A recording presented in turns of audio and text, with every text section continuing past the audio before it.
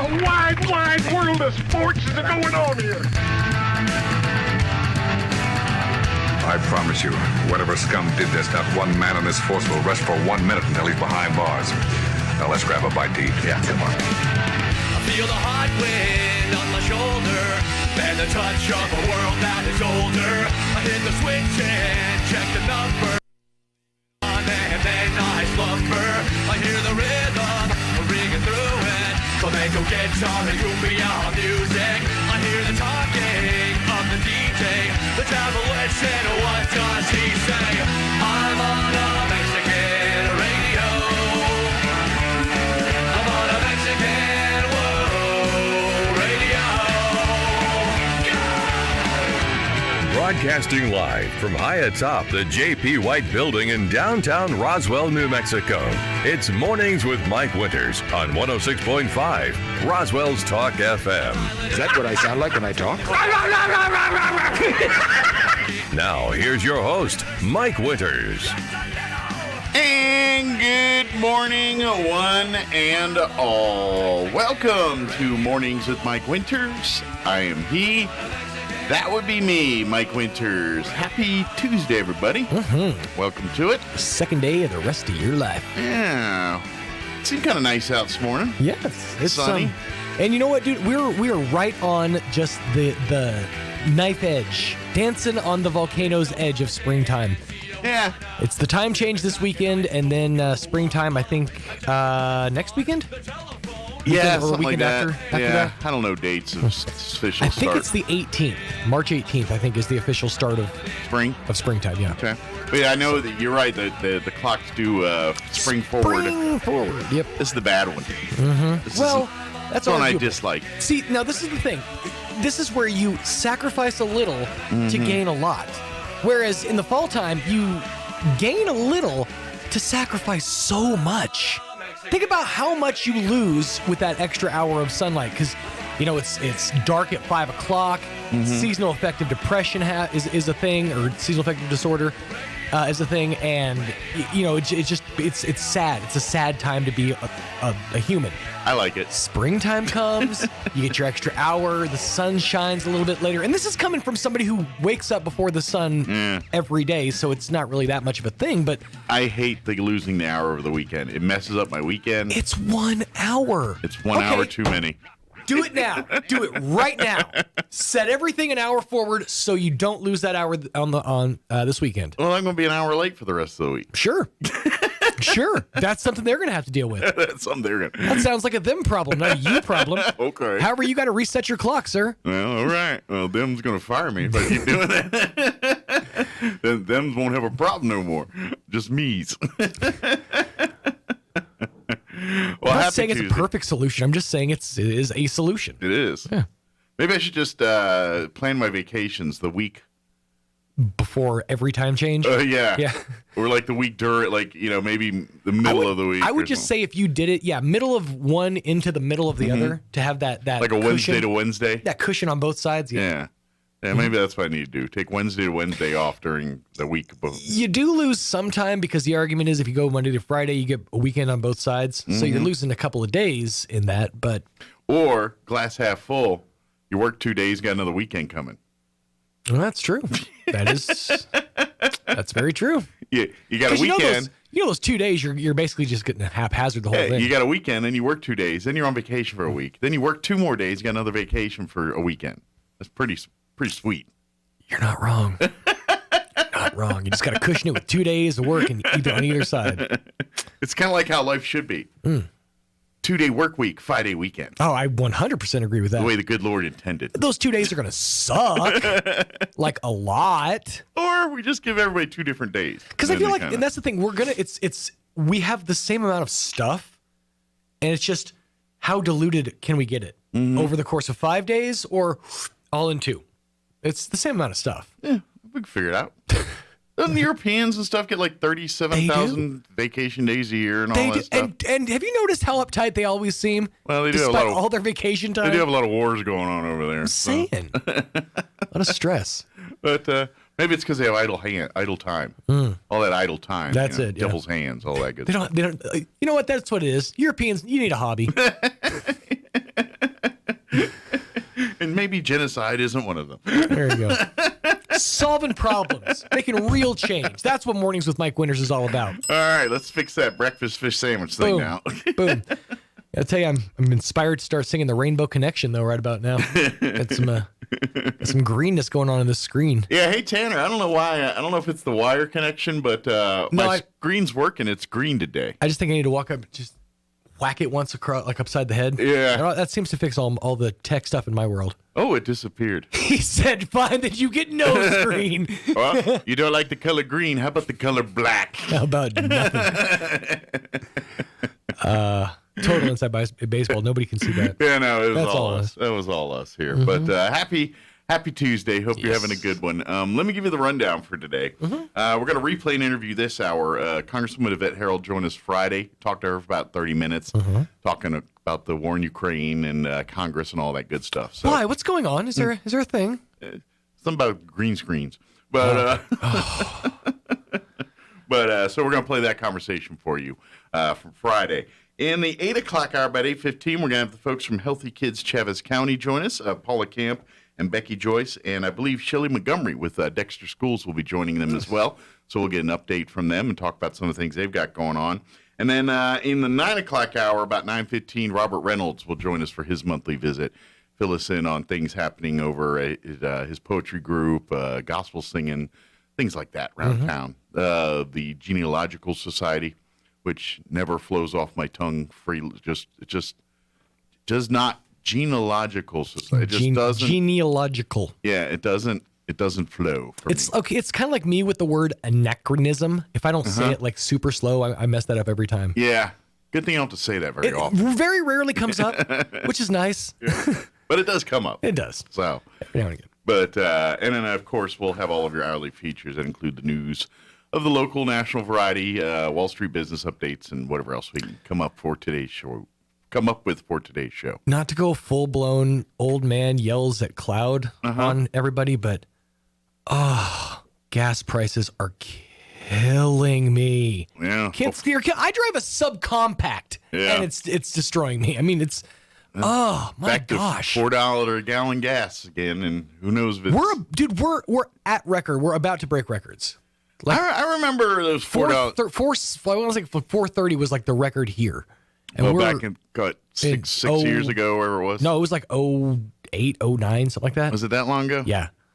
I remember I had my my Dodge Ram 1500 pickup. Oh. And I was driving to Artesia back and forth every day during that time. My God. I was spending about $400 a week on gas. Yeah. It was just insanely crazy. You're like, I'm just going to start walking. Right? I was like, it'd be cheaper honestly, going on unemployment. What you should have done was just stayed in Artesia for the week. Right. Come home on the weekend, spend time with the wife, and back you're on deployment. You ever try to rent a place or buy a place in Artesia? The cost that thing is crazy expensive. There's ample couch space at KSVP. Yeah. Ample. That yellow one's not cute. It's super comfy, dude. That's I've fallen asleep on that yellow couch so many times. That yellow couch has got some comfort. It's a deep sit. It's deceptive too because it looks like just grandma's couch, but man, that thing's comfy. It does have some comfort.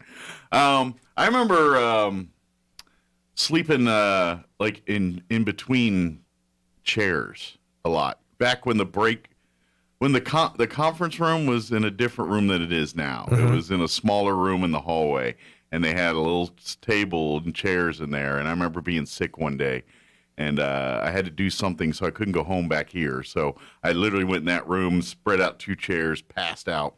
Wow. And that's complicated. yeah, I mean, it makes sense. You wanted some darkness. You wanted to kind of hide a little bit. and that's what I did. Mm-hmm. So that's the only time I ever slept in that building that I recall. I've slept in there quite a few times. I mean, none of them on purpose. That was just mostly the sleep apnea. So many meetings. Yeah, you're not wrong. But yeah. So, by the way, we have a fine sleeping couch here. If you ever We get a chance. really do. That's a good sleeping couch here in this room. I've laid on it when I didn't feel well. Time or two, there's a basketball game on board opping or something. I don't feel good. I feel like both of these offices have been designed by guys who upset their wives on a consistent basis. I'm going to need a comfortable place to crash. Our designated doghouse. That's right. Got to have a place to go. You might as well make sure it's comfy. Well, I do have a closet for my underwear here. So That's true.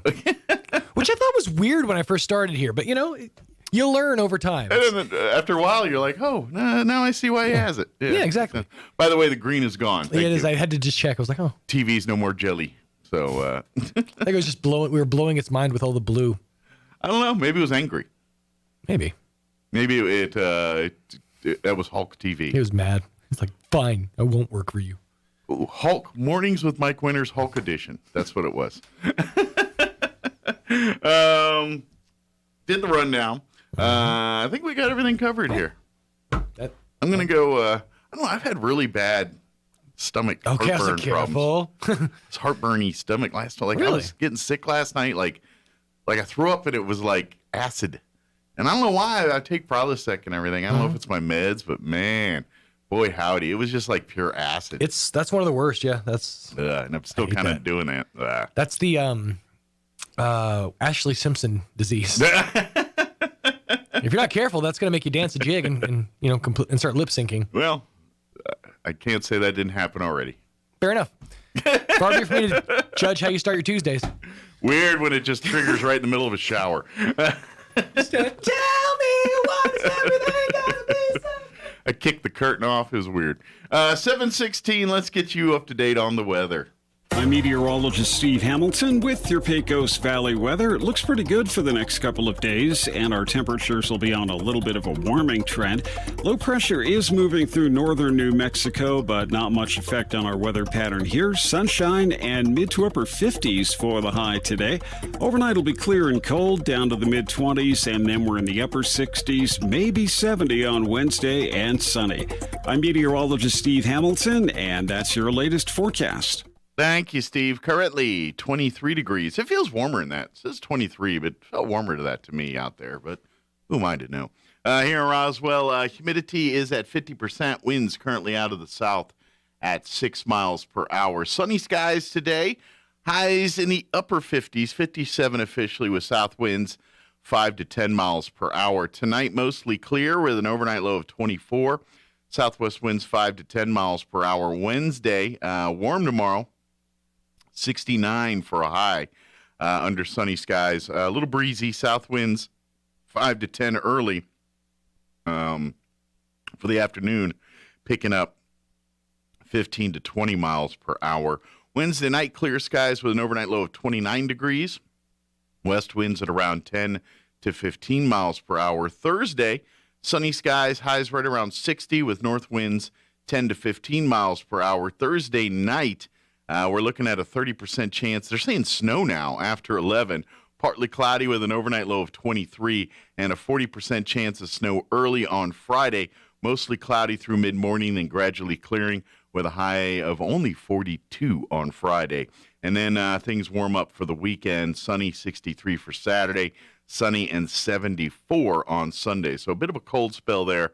Looks like maybe Thursday night and then into Friday there. So we'll see. We'll see how that shapes up.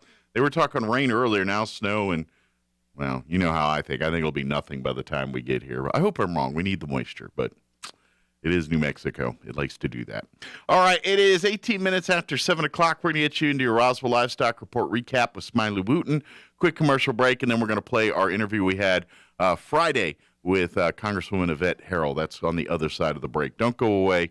You're listening to Mornings with Mike Winters.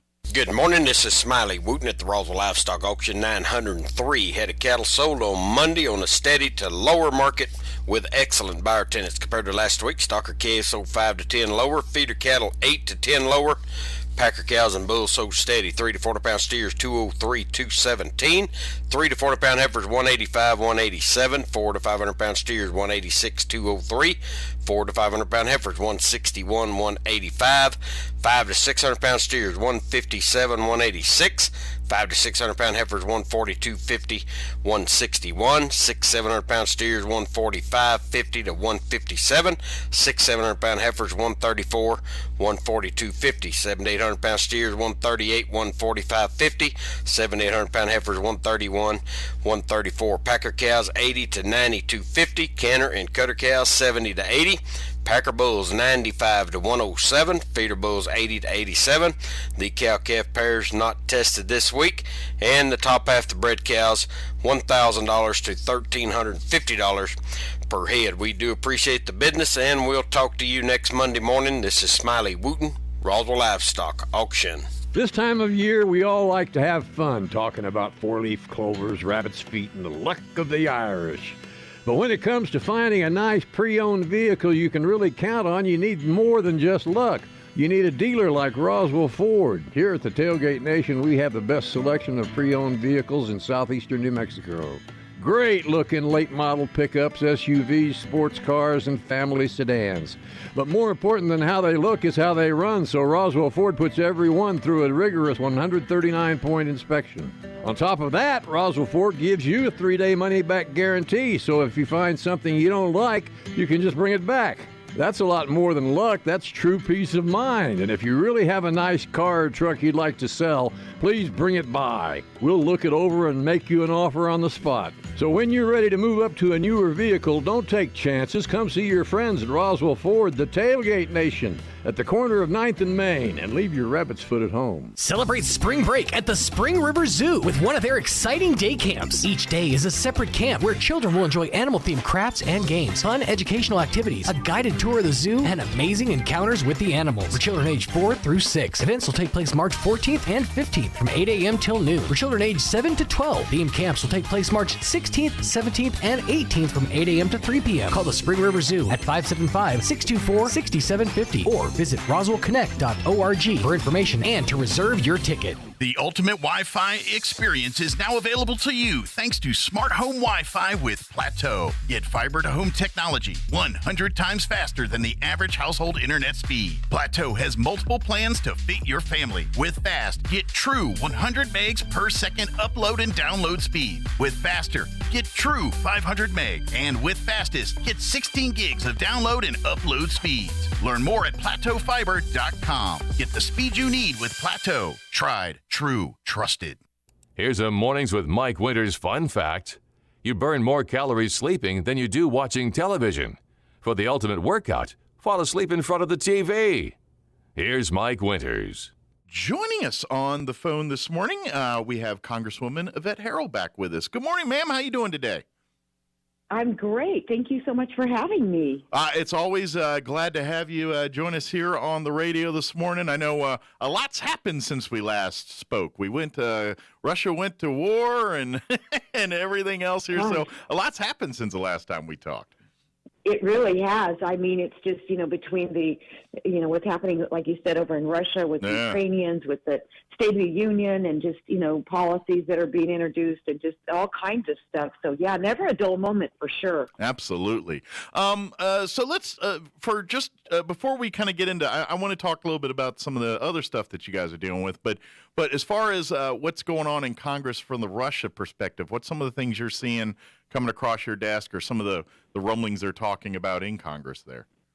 Yeah, I think probably the biggest one, and I believe several members of Congress were hoping the president would have addressed this at the State of the Union, is energy independence, Mike. I mean, that is such a key component to not only keeping Americans safe, keeping our country safe and our allies safe, but that is the fastest and easiest way I believe we could have really kind of put a plug in this whole thing. I'm not saying it would have stopped the invasion, but I'm saying we are still buying oil from Russia today. I mean, we are still buying, in fact, we've increased our purchases up to over 300,000 barrels.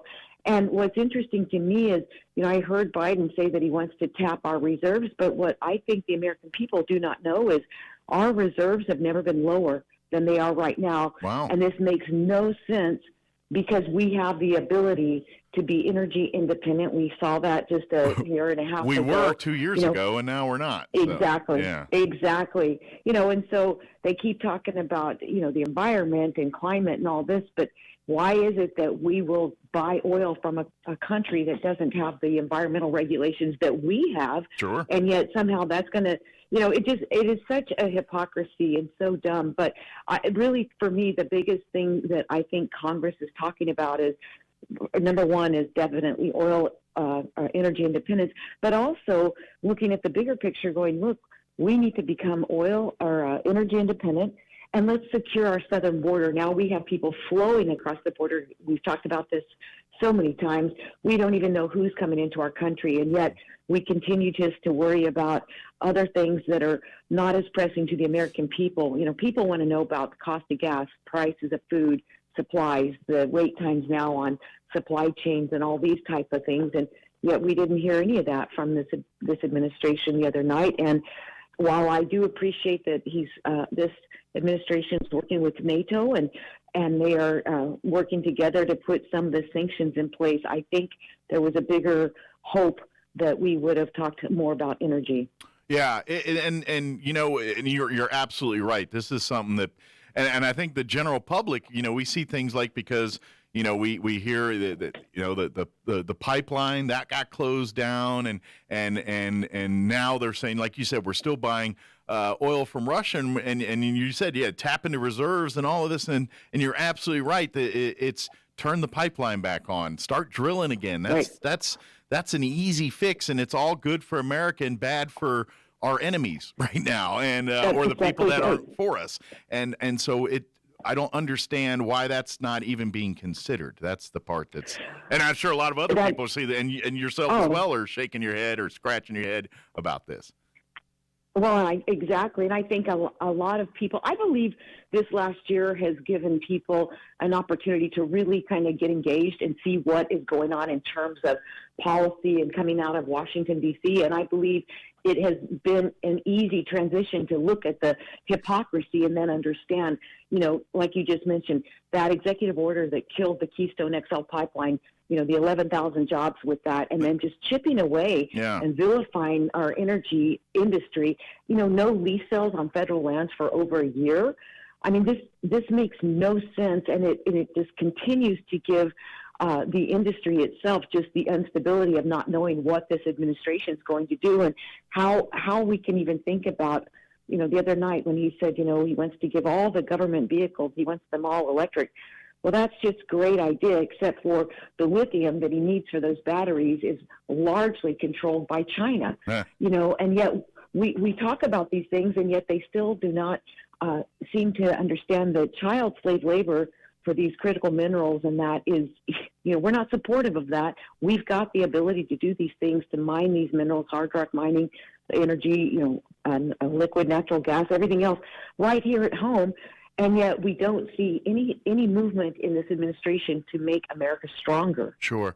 Well, and here's the part that, and a matter of fact, I saw, I think you had something on, I saw something on Twitter that I believe you shared maybe yesterday or something like that. And it was basically talking about, look, if people want to get serious about energy here and doing it right, and we talk, because right now it's very partisan, either if you're a liberal, right, oil and gas is the devil. If you're conservative, it's the savior. And that's, I'm being very broad here, but that's kind of the ideology of this. And I remember you put a post in saying something to the effect is like, if you're serious about it, let's bring all parties to the table, including Elon Musk, everybody, and start talking. And then I started reading the comments, and that's a dumb idea, but I did it anyway. And I never read them. you're wiser for it. But what people are saying, and it's just like, I don't get it. Everyone, do people not realize that in today's world, in a technology we currently live in, and everything we have, and I don't see that changing in my lifetime, and who knows, I'm hoping I'm wrong, but technology, it's great, all electric and being all this, in concept, in theory, that sounds wonderful.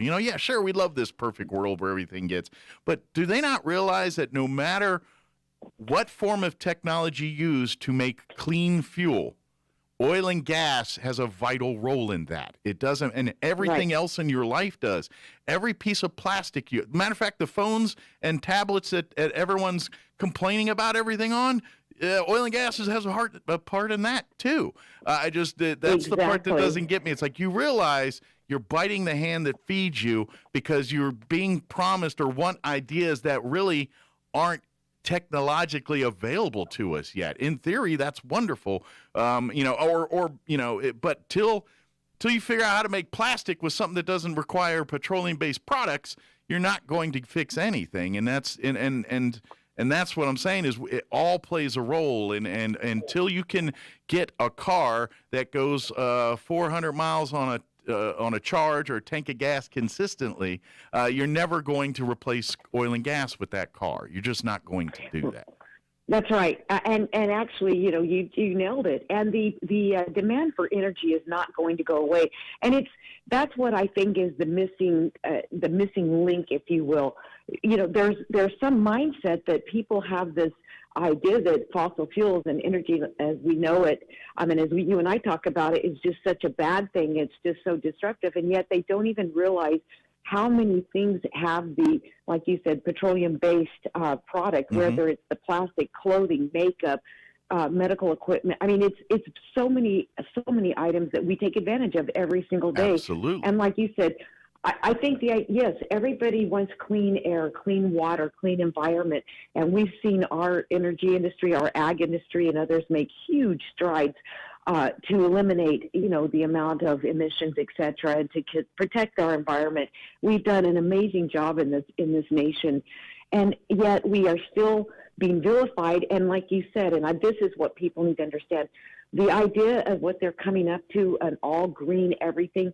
We don't even have the technology. We don't have the capability. We don't have the way to do that. And you still have to have those hard rock minerals, those rare earth minerals, lithium, all these things. You still have to have all of these natural resources to go into making it green. For instance, like the wind towers, the windmills. There's 6,000 pounds of copper in each one of those. That's, there is no way to continue to move the green, move towards a green environment if we don't continue to keep the fossil fuel industry, the natural resources, hard rock mining. That's all playing a vital role. Sure. And yet there's, you just can't have all or none. And I think the energy industry, as we know it, we're way willing to have those conversations and advance technology, and so many of our companies have done so. But Sure. It just makes no sense. And I kind of laugh, I remember just the other day talking to a couple of House members from New Mexico that are obviously pro-energy, oil and gas. But, as much as the governor and others just want the Green New Deal in New Mexico and want all green by a certain date, none of them were pushing back and giving those capital outlay dollars back to the energy sector that put those dollars at their disposal for capital outlay projects. I think this year the House members got almost $2 million apiece, and the Senate members got even more in the House, Wow. the New Mexico legislature. And I didn't hear one Democrat saying, I'm not going to spend this. This comes from that horrible industry. They sure are good at spending the money and making everybody's lives miserable. And it's kind of like they want their cake and eat it too. And I think that's where we're missing the mark. We're not having an honest conversation about how important energy is to our state and to our nation. Absolutely, and that's exactly what you were trying to say online, and that's the point I was making. It's like the arguments that people are trying to, again, it's just partisan. I'm not listening to you because you're a Republican, and I'm like, I'm so tired of that ideology, and every person that claims to be a Democrat or liberal out there, we need partisan, we need to work together, and then when that actually is brought up, they're like, oh, well, now. You know what I mean? And that's, I feel like that's what's going on is people, and if someone's going to say, duh, this isn't new, but everyone's talking out of both two ends of their mouth here. And that's right. I think to the general public, that's more upsetting than anything, It is. And I think Americans and New Mexicans certainly are just understanding just this just such hypocrisy that's coming out. Here's what I think. For all the people that are really all in for all green and they want to get completely rid of fossil fuels, then I would submit to them, then stop using anything in your life that has to do with a fossil fuel. Just let it go. Yeah. So that's earphones, that's cell phones, that's tablets, that's clothing, that's makeup, that's your car, give everything up, because like you mentioned just a minute ago, in most cases, we don't have another product to take the place of, they're doing it in food. Now we can get, hamburgers that are made of plant-based, material, which is fine. Sure. But we're not there yet when it comes to the technology industry. We do not have a way to do it. So, I would say, are you ready to pull people off of ventilating machines because we know they are made with petroleum product? Are we ready to stop giving vaccines because we know that all those syringes are touched by petroleum product? And honestly, a lot of medications have some type of petroleum product byproduct in them. So, it's kind of like, then put your money where your mouth is and give up everything that you say you don't like. Yeah. And let's see how that goes. Yeah, I get you want to be an activist, sure, but you don't want to know how the sausage is made. That's kind of, and that's the ideology is, look, the how the sausage is made. We see the end product. We see all the good things that happen, but we don't want to know how the sausage is made, or they're trying to get it. And that's the part that makes, we need to educate everybody. And I think if people realize the impact that it had and truly realized it and didn't get caught up in all the misinformation that's really out there. Yeah. I think people would have at least we could all sit at a table and say, okay, yeah, we want these things. And to be honest, like you said earlier, if you really are an activist and want and you're doing this, and we talk about oil and gas, then why are you not supporting us doing? Because regardless, you're going to need to drive your car, you're going to need to do your hair, you're going to need to put on clothes, you're going to need to take your meds, you're going to do all those things. Why not back the people that are trying to be more environmentally conscious, like the regulations, things we have here? Like you said, go tell Russia to be cleaner about their energy. Go tell China to be cleaner about their energy and see how that works out for you. Right. I mean, exactly. And so we're instead of supporting that, let's stop buying that stuff and start doing it here and in the clean ways and building our own people and economy and things like that. But we're so, and it seems like, I don't hate doing this, but it seems like a Democrat ideology that we want to outsource all this. And I'm like, why? There's no point to that in this time. I mean, this is not about, I get businesses are trying to, it's about bottom lines. That's why they go and get things made in China and all that, because they can make whatever product in China pennies on the dollar to compare to how it's made here, because we have, things like rights and responsibilities and things we do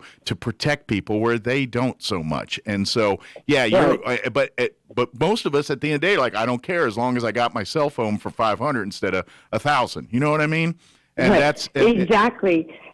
And it even goes even further than that. And this is what I get very frustrated with, because this administration especially has been very good at turning the blind eye. And I'll give you some examples. For instance, we'll put the fence around the Capitol, but not secure the border.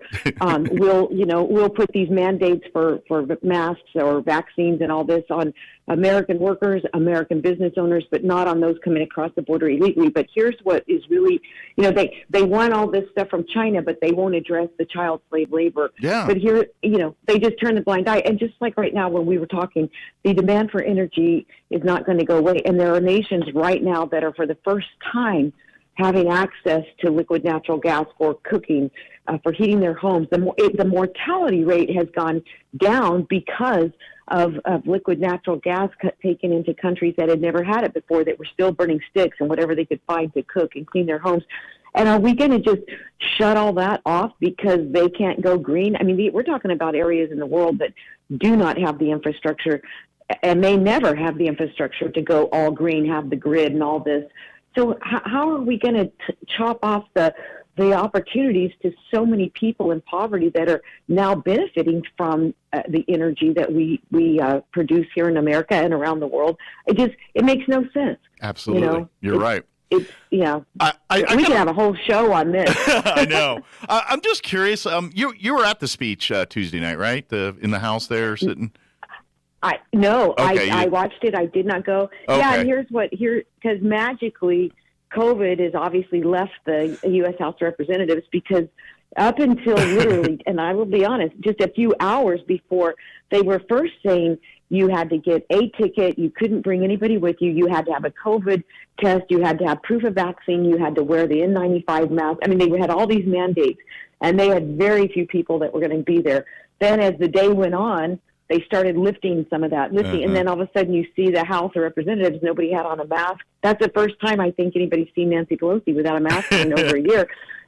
But you saw how sparse it was in there, and that's because they kept putting these mandates on it. And I just think they started realizing this is going to look really bad on TV. Let's open some of this up. So, but I did watch it. Okay. I didn't know if you were there because I was kind of curious just to kind of, get the side and what people were thinking when, what we don't see on camera. I was just kind of curious about that. But you know what? I made a joke the other day, and it's not wrong, is you can thank Russia. I think it cured COVID for us because no one seems to care about COVID anymore now that Russia has gone and invaded Ukraine. I mean, all those things that people were mask Nazis and every day is like, what? I don't mask. What are you talking about? I don't even care about that.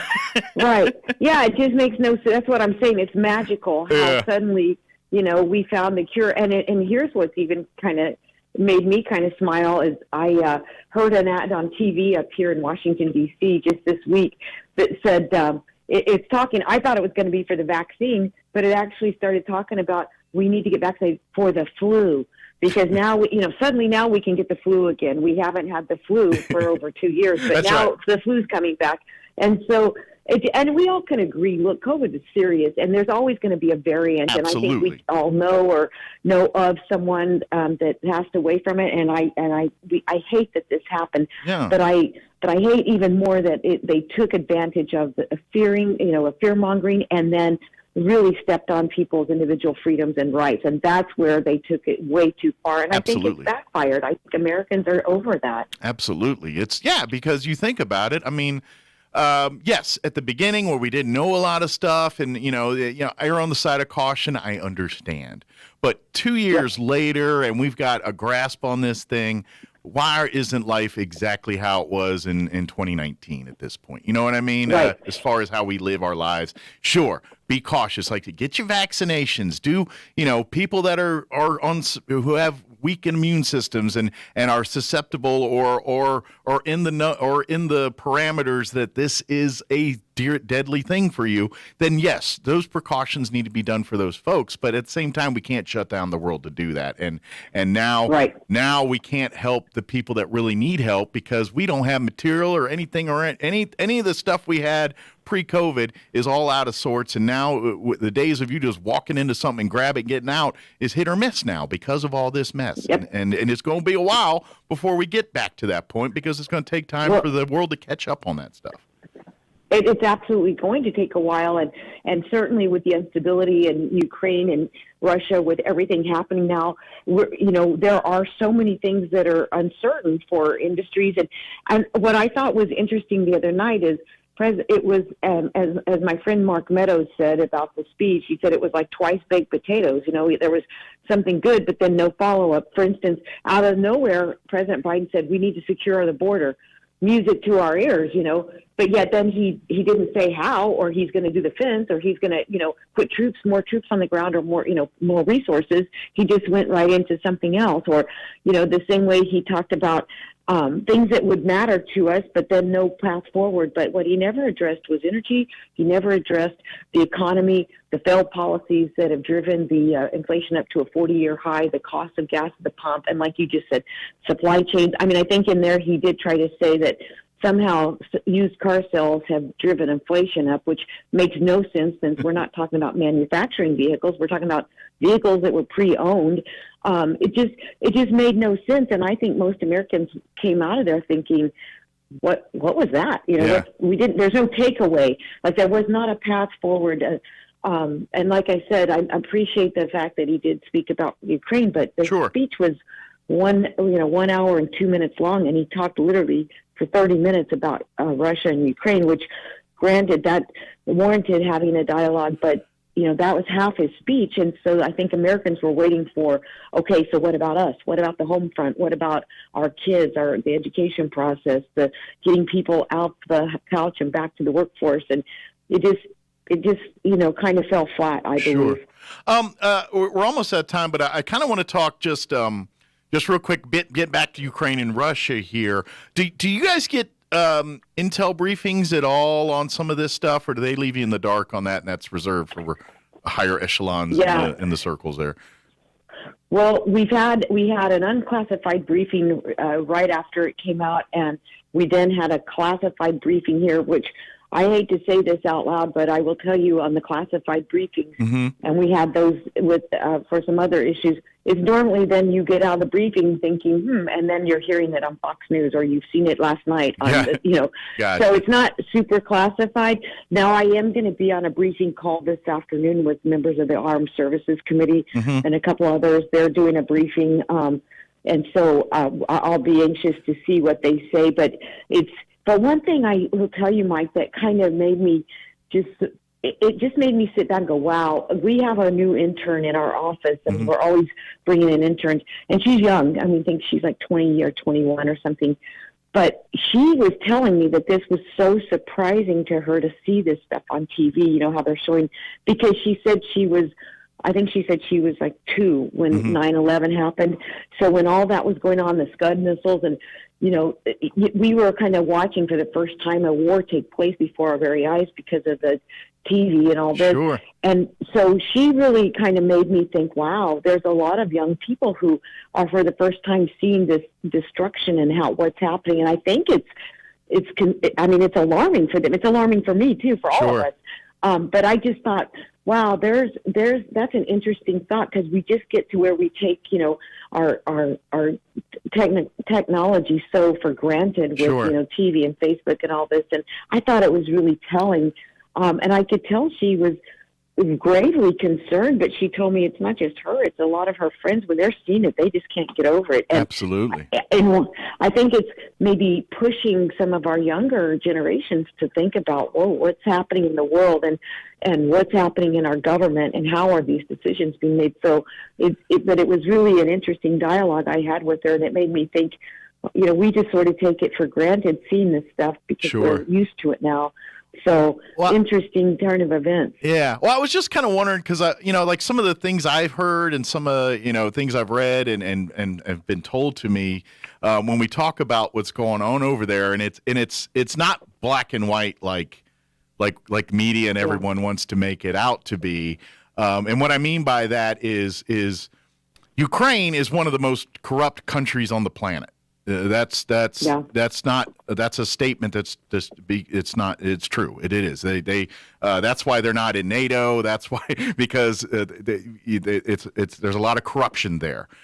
But what I'm hearing is that Putin's just kind of gone rogue and crazy, and he's not even there's reports that his own intelligence community isn't really on his side on this one, even though he's kind of he's a KGB guy through and through. But what I'm hearing is that this is more Putin than Russia. Is that kind of some of the stuff you're hearing? I would agree that's kind of the sense that, I think Congress as a whole is kind of starting to kind of seem to feel that way just by what we're watching. And it almost feels like we're seeing a madman, if you will, that's, really gone off the deep end here. And it is, I think the sense of what you just said is absolutely correct. And that it's just almost feels like it's one guy kind of, and there's no way for us to verify, and I'll see today if they're able to verify any of this, but, we're hearing some of the Russian troops are actually just laying down their arms and saying, we're not doing this. Yeah. Now I feel for them if that's true, because you just don't know what their future looks like, especially under the Putin regime. But, I'd like to know, is that true? And if that's the case, I mean, this is like one man gone mad. Yeah. And then the other thing I will tell you, though, is what Congress is definitely talking about and has had conversations about is, what is China doing? Are they eyeing Taiwan? Is Putin going to go beyond the border of Ukraine and go further into Europe, into Poland or other countries, Finland? And here's what makes it so tough. The downside to all this social media and all this information is you don't know what's real and what isn't real, and what's accurate and what's not accurate, and that makes it tough. But I will tell you, grave concern on what is China doing. They've stayed so quiet on this. They didn't vote with the NATO partners the other day at the UN, I believe.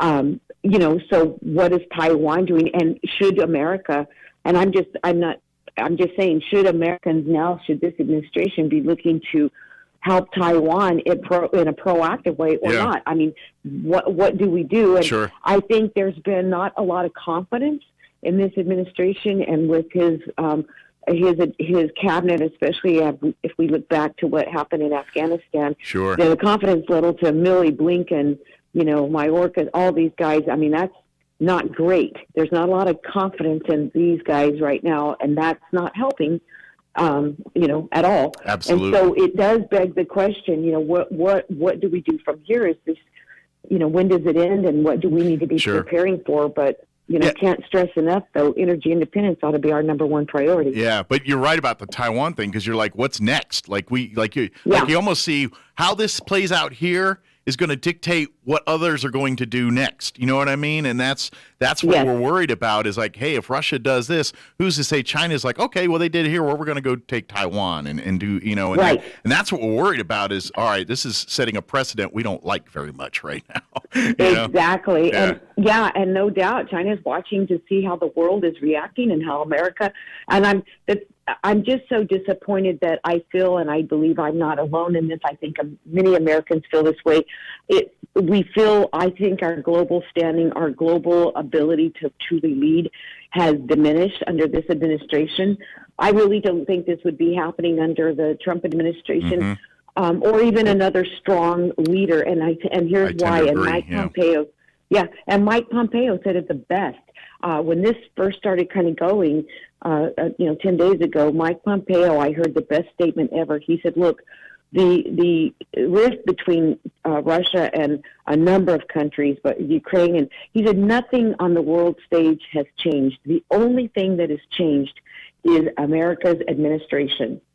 That's the only change, a vital change that's happened. And now we have somebody in the White House who has, rolled right into some of these agreements that Trump got us out of, who was very quiet and did not even put sanctions in place for the Nord 2 pipeline. We signaled right away, look, we're not going to be energy independent. We're going to buy oil from everybody else. We're going he signaled that we took 10 steps back instead of, and I think that's what is telling. When Pompeo said that the other day, it's like, wow, that's pretty truthful. Nothing on the world stage changed except the administration in the United States of America, and that's pretty telling. Yeah, absolutely. Unfortunately, we got to go. We're hitting on the top of the hour here. I would love to talk to you some more. Talk all day. Yeah, we could. As always, Congresswoman, thank you very much for keeping representing us here and keeping things going on. And good luck in the next fights here. And we'll talk to you again soon. Hopefully, we got better news next time we're talking. Maybe. I hope so. Well, and I just want to congratulate all the winners the other day from the municipal elections. Yes.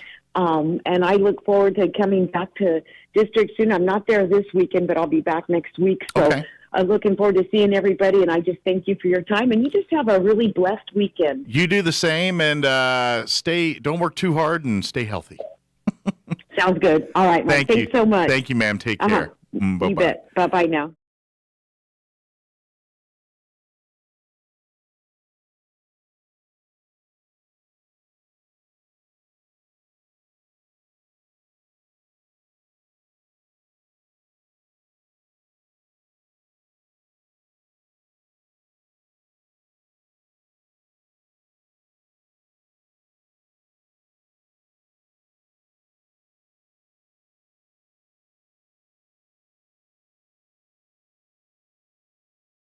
Scenes will be offered from 9 to 11 a.m. every other Monday at the Walter Gerald's Performing Arts Center, 4012 National Parks Highway in Carlsbad. Please note the time change. There will be no vaccine clinic on March 14th or 28th. COVID-19 at-home tests will also be available at this clinic.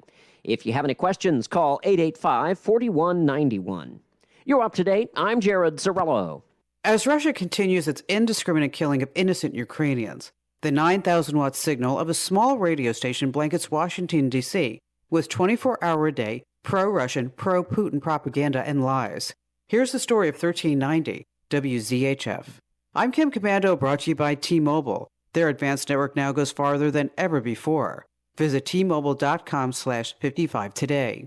WZHF is owned by an American of Chinese descent who sells all the station's airtime to RM Broadcasting, a Russian-owned media company, and its network, Radio Sputnik. Now, Sputnik is registered with the Justice Department as a foreign agent. The Washington Post says Radio Sputnik is Vladimir Putin's attempt to harness America's airwaves and sell the Kremlin's point of view. For that, WZHF is paid $55,000 a month, $1.25 per minute, probably putting the owner at just above break-even each month. And it's all protected by the First Amendment.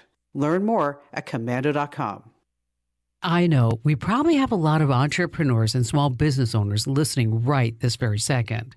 The Commando community is a hardworking group, so today I want to share a tip that will help your business run even more efficiently. Are you ready? Ditch the laser printer and get an Epson EcoTank Pro. This durable printer is my top pick for small businesses. No more being stingy with your marketing materials or the beautiful project plans you've cooked up. The EcoTank Pro uses big ink tanks and comes with a ridiculous amount of ink, so you can print in vibrant color without ever buying pricey toner cartridges again. Spend that money on something else to power your business. Maybe a nice espresso machine. Employ indoor skydiving. Schedule a brainstorm. The Epson EcoTank Pro. Just fill and chill. Pick up your EcoTank Pro at Amazon, Dell, Micro Center, and at epson.com/EcoTankKim. I'm meteorologist Steve Hamilton with your Pecos Valley weather. It looks pretty good for the next couple of days, and our temperatures will be on a little bit of a warming trend. Low pressure is moving through northern New Mexico, but not much effect on our weather pattern here. Sunshine and mid to upper 50s for the high today. Overnight will be clear and cold, down to the mid-20s, and then we're in the upper 60s, maybe 70 on Wednesday, and sunny. I'm meteorologist Steve Hamilton, and that's your latest forecast.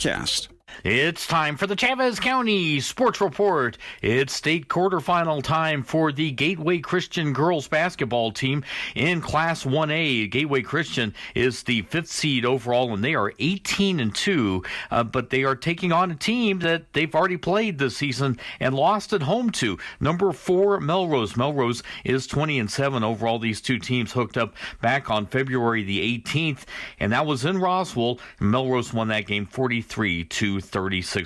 Obviously, we're going to keep an eye on that. We've also got some baseball going on today, too. It's NMMI, the Colts, at 2-0. They have, they'll be taking on Ruidoso, a team that's also 2-0. That starts at 4 o'clock today. The NMMI baseball team got their season started by blowing out Hatch Valley on Friday, 20-1 and 14-4. The Sports Report brought to you by DSI. Call DSI for all your office technology needs. I'm Eric Butler at Roswell Talk FM 106.5. With the Wall Street Business Report, I'm Bill Alexander. The price of regular gasoline broke $4 per gallon on the average across the United States over the weekend for the first time since 2008. During the first full week of Russia's invasion of Ukraine, the price of regular gasoline rose by almost 41 cents. That's according to AAA. That represents the second largest jump in average national prices in a week. On Sunday, California had the highest average price per gallon among U.S. states at $5.29 a gallon. Missouri had the lowest at $3.60 a gallon. Developers are planning to turn a 600,000-square-foot former car factory in Detroit into 433 market-rate and affordable apartments. The $134 million project will include commercial and retail space. The steel-reinforced concrete factory was built in 1919. For the Wall Street Business Report, I'm Bill Alexander in Washington. The Valley Cafe is now open Monday through Friday from 7 a.m. to 3 p.m. Located inside the 180 Youth Building across from Church on the Move on Brasher in Roswell. Enjoy soups, salads, sandwiches, burgers, and more. Try one of their signature creations like the Sweet and Spicy Burger with honey jalapeno bacon barbecue sauce, the chicken cordon bleu soup, Chef Anthony Noble's fried avocados, and the Smotherman Burger with creamy green chili sauce. Or swing by for coffee or breakfast burritos on your way to work. The all-new Valley Cafe, open Monday through Friday, 7 to 3. Stop in for breakfast, lunch, or even a snack after school. Don't feel like leaving home? Order takeout from DoorDash. The National Education Association of New Mexico, a union of teachers and school staff, believes every child deserves to learn at a school that inspires their imagination, cultivates their curiosity, and ensures a fulfilling life. Public schools should provide all our students with small class sizes and one-on-one attention. NEA New Mexico asks you to join us so together we can end the teacher and staff shortage and invest in our public education system once and for all. Sponsored by NEA New Mexico. Talk radio has landed on the all-new 106.5 FM KEND Roswell. And we're closing in on 8 o'clock. Town Hall News up next. We'll be back on the other side talking Healthy Kids Chavez County next hour. Don't go away. You're listening to Mornings with Mike Winters. We'll be back on the other side. Breaking news this hour from townhall.com. I'm Rich Thomason. Facing growing pressure to ban Russian oil imports, President Biden has reportedly decided to do just that. We'll hear from the president later this morning. He's scheduled to address the nation at around 10:45 Eastern Time. The national average for price of regular gas now at a record $4.17 per gallon. Republican Senator Marco Rubio saying there is no excuse for not increasing domestic energy production. I do have issues with their energy policy. It seems like they're headed towards banning the Russian oil, but I think that has to come together with the necessary regulatory repeals that will allow for more American production, because that's really the only way to replace what we're importing from Russia, and that shouldn't just be now, that should be forever. Rubio argues domestic production is a far better alternative than the strategy of pleading with OPEC, Iran, and Venezuela to pump more oil. The number of Ukrainians fleeing Putin's war in their homeland continues to grow. Correspondent Charles Deladesma. Buses packed with people fleeing the Russian invasion in Ukraine have left two embattled cities along safe corridors, with officials now saying the exodus of refugees from the country has reached 2 million. Previous attempts to lead civilians to safety have crumbled with renewed attacks. One video posted by Ukrainian officials shows buses moving along a snowy road from the eastern city of Sumy and others leaving the besieged post of Mariupol. Wages and class size among the issues resulting in a teacher strike in Minneapolis. Public school educators off the job today, pausing classes for roughly 29,000 students. Wall Street, the Dow down 80 points, NASDAQ off 80 points as well, and the S&P is down 17. More on these stories at townhall.com. We have a 12-year-old German Shepherd named Sophie, and she became overweight, stinky, greasy coat, and lifeless almost. Then about 4 years ago, we found out she had several vertebrae fused together. She was unable to walk. The vet told us Sophie was going to have to be euthanized. I thought, I've got to do something. DINOVITE.com. I remember Sophie starting the Dynovite, and she from day one has loved it. She is no longer stinky. She is full of life. Dynovite healed Sophie. Dynovite is nutrition. I truly recommend that people not wait until the vet recommends euthanasia. You have to get them on Dynovite right away while they're healthy. Dynovite for life. You won't believe how happy your dog will be. I get my Dynovite from DINOVITE.com.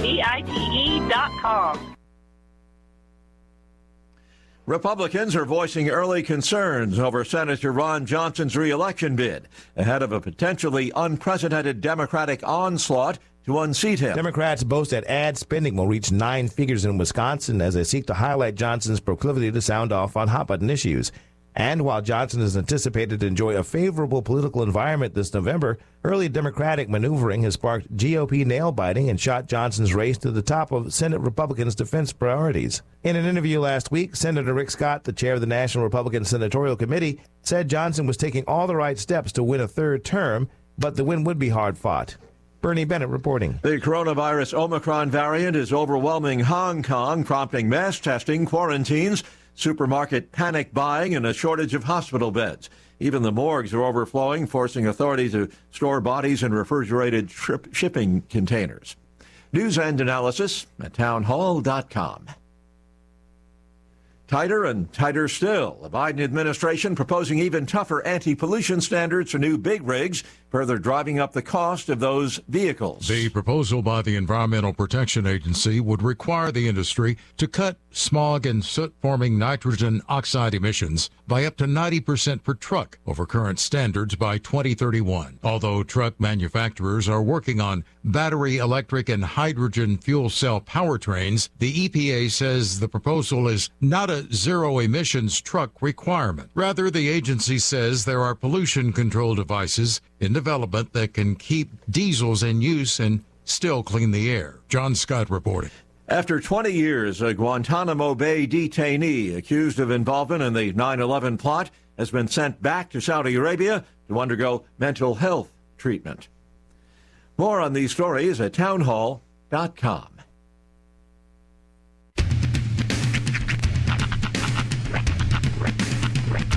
What in the wide, wide world of sports is going on here? I promise you, whatever scum did this, not one man in this force will rest for 1 minute until he's behind bars. Now let's grab a bite to eat. Yeah, come on. I feel the hot wind on my shoulder and the touch of a world that is older. I hit the switch and check the number.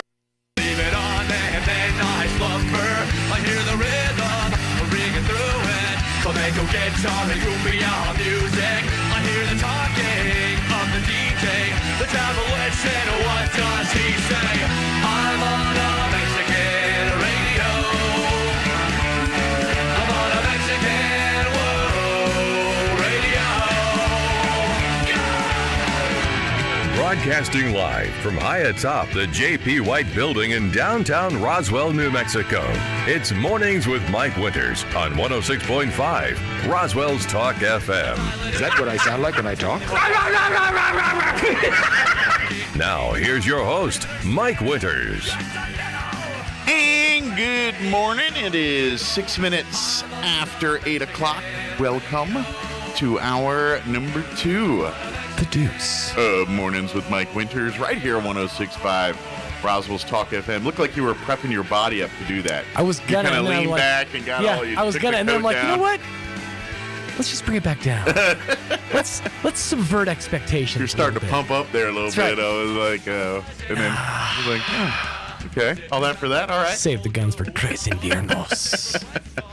It is redonkulously cold in this office. Is it? Well, I just turned my heater on in my office, but I'm sitting there and I had my coat off, but I was sitting there like just shivering. I'm comfortable in my room. Yeah, you hang meat in your home. Yeah. I mean, it's funny. I had a company over yesterday. I had the kids and their mom come over because we had to fill out some paperwork. And so I made dinner. But literally for the first time this week, I turned my heat up past 70. Wow. Because I knew I was going to have company. Wow. Yeah. No, I mean, I love the heat and the warmth, but right now I'm kind of trying to save money. So, Sure. keep it low and lean on the blankets. Do you have any kind of stove or anything? Like I do. a potbelly or a fireplace? Well, I or have something? my stove. Stove. But Okay. it's now here's the thing. A heating device that isn't your heater. It's frowned upon to use the stove in your home. We all do it. Yeah. My mom, that was yeah. universally our heating source for most of my life was we'd have I remember back in the day. We'd have a stove on that was open just so. Yeah. And then if you got extra cold, you'd walk by and you just warm yourself on the ridge. Yeah. And then walk and go about your business. Yeah.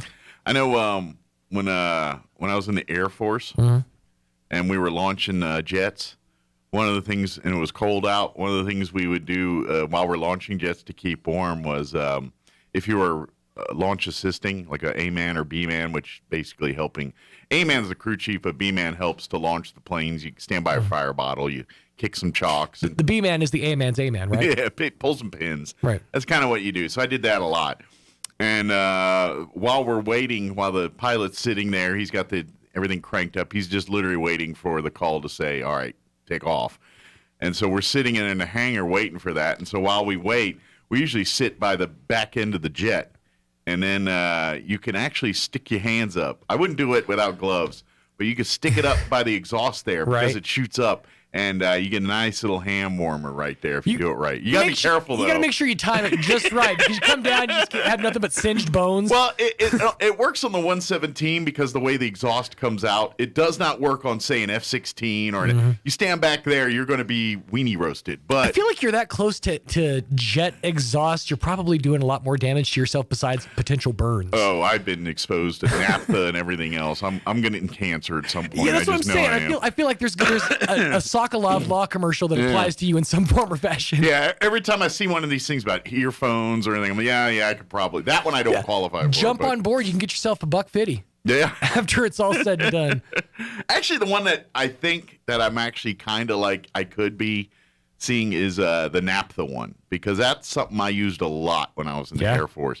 And basically, naphtha it's on the stealths, they used it to clean the jet. The radar absorbent material, that black mess that's on there, they use different materials now in a more modern time. But back, the 117 was that first generation of RAM, so you actually put it on like sheets and stuff on your bread. Yeah, well, it wasn't like painted on like the more modern aircraft are. These were sheets of it, and it made the 117 incredibly heavy. But that stuff, when some of the jets leaked, they're pigs, and so the bottoms were streaked with gas, and so you had to wipe that gas off the bottoms of the jet, and they used these what we call diapers, big pads, and naphtha, and that's what we did, and we did it all the time, and sometimes we wore protection, sometimes in like war and stuff. Yeah. Well, right. It didn't. So yeah. There's protocol, but then there's also we got to get this done. Yeah. So. And so I don't know. I mean, who knows?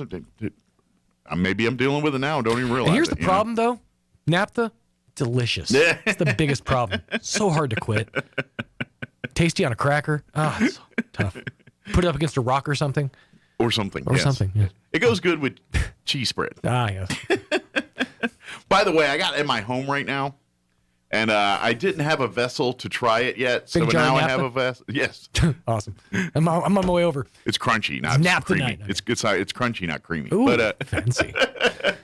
But I purchased some Boar's Head dark chocolate hummus that I've never. I see the commercials like I want to try this dark chocolate hummus. So I bought it. But I had nothing. I didn't know Boar's Head made hummus. I saw it. I saw them at Albertsons, but at commercial I saw them at first. But Albertsons feels like Boar's Head needs to stay in their lane. I don't think they got good meats. I don't know if they should jump into the garbanzo bean game. Well, I haven't had it yet, but I'm curious. But now I bought, because one of my favorite things to eat with hummus is pretzel crisps.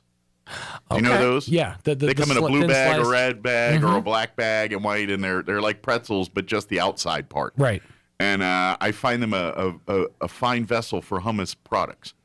So I didn't have any in the house. Okay. So I finally got some over the weekend, but I just haven't sat down and tried my dark chocolate Boar's Head hummus. Is it supposed to be savory? Is it supposed to be sweet? Because I feel like if you put something sweet on top of a pretzel crisp, it's not going to have the same experience. Well, in the commercial that I saw for it, they were dipping a strawberry in it. That's what I'm wondering, because it feels like this might be like a sweet hummus. I can't do Which strawberry. I've never been a fan of sweet, as far as like hummus goes. But I figured chocolate-covered pretzels are one of my favorite things. Oh, sure. So I figured the pretzel crisp would be a good tester of chocolate hummus, dark chocolate hummus. That's so. Well, let me know how it is, because I'm genuinely curious. I don't think I've ever even seen or come across a sweet Maybe I just hummus. bring it in tomorrow. Maybe I just bring it in the morning and we'll try it on the radio.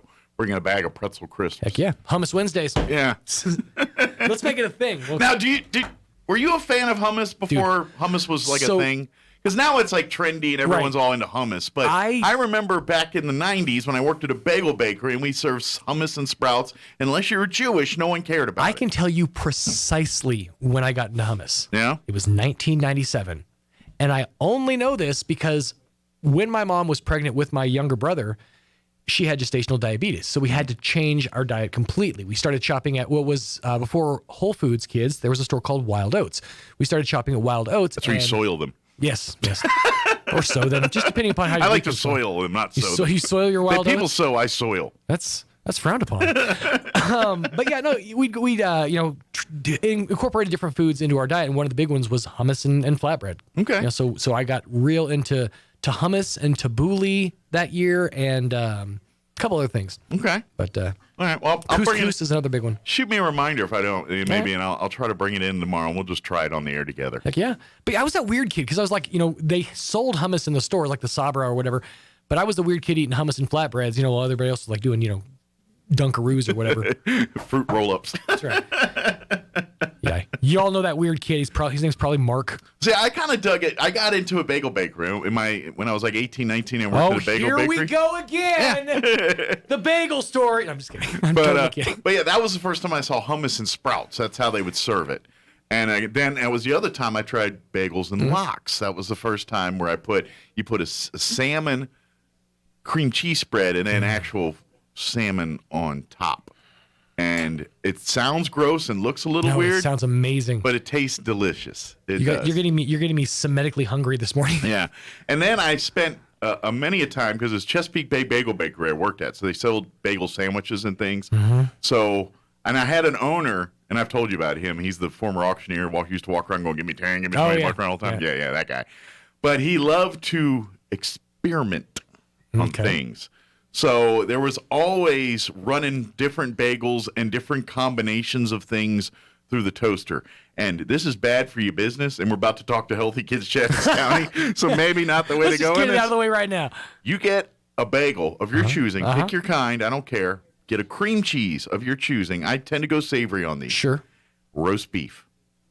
Roast beef and cream cheese bagel sandwich is a 99.9. That sounds delicious. That sounds pretty doggone good. It's but it bad depends, for your business. It depends on your roast beef. Well, I mean, it depends on how many gallons of cream cheese you put on it, too. You're not wrong. But, then you run it open face through the toast. Oh, yeah. It's...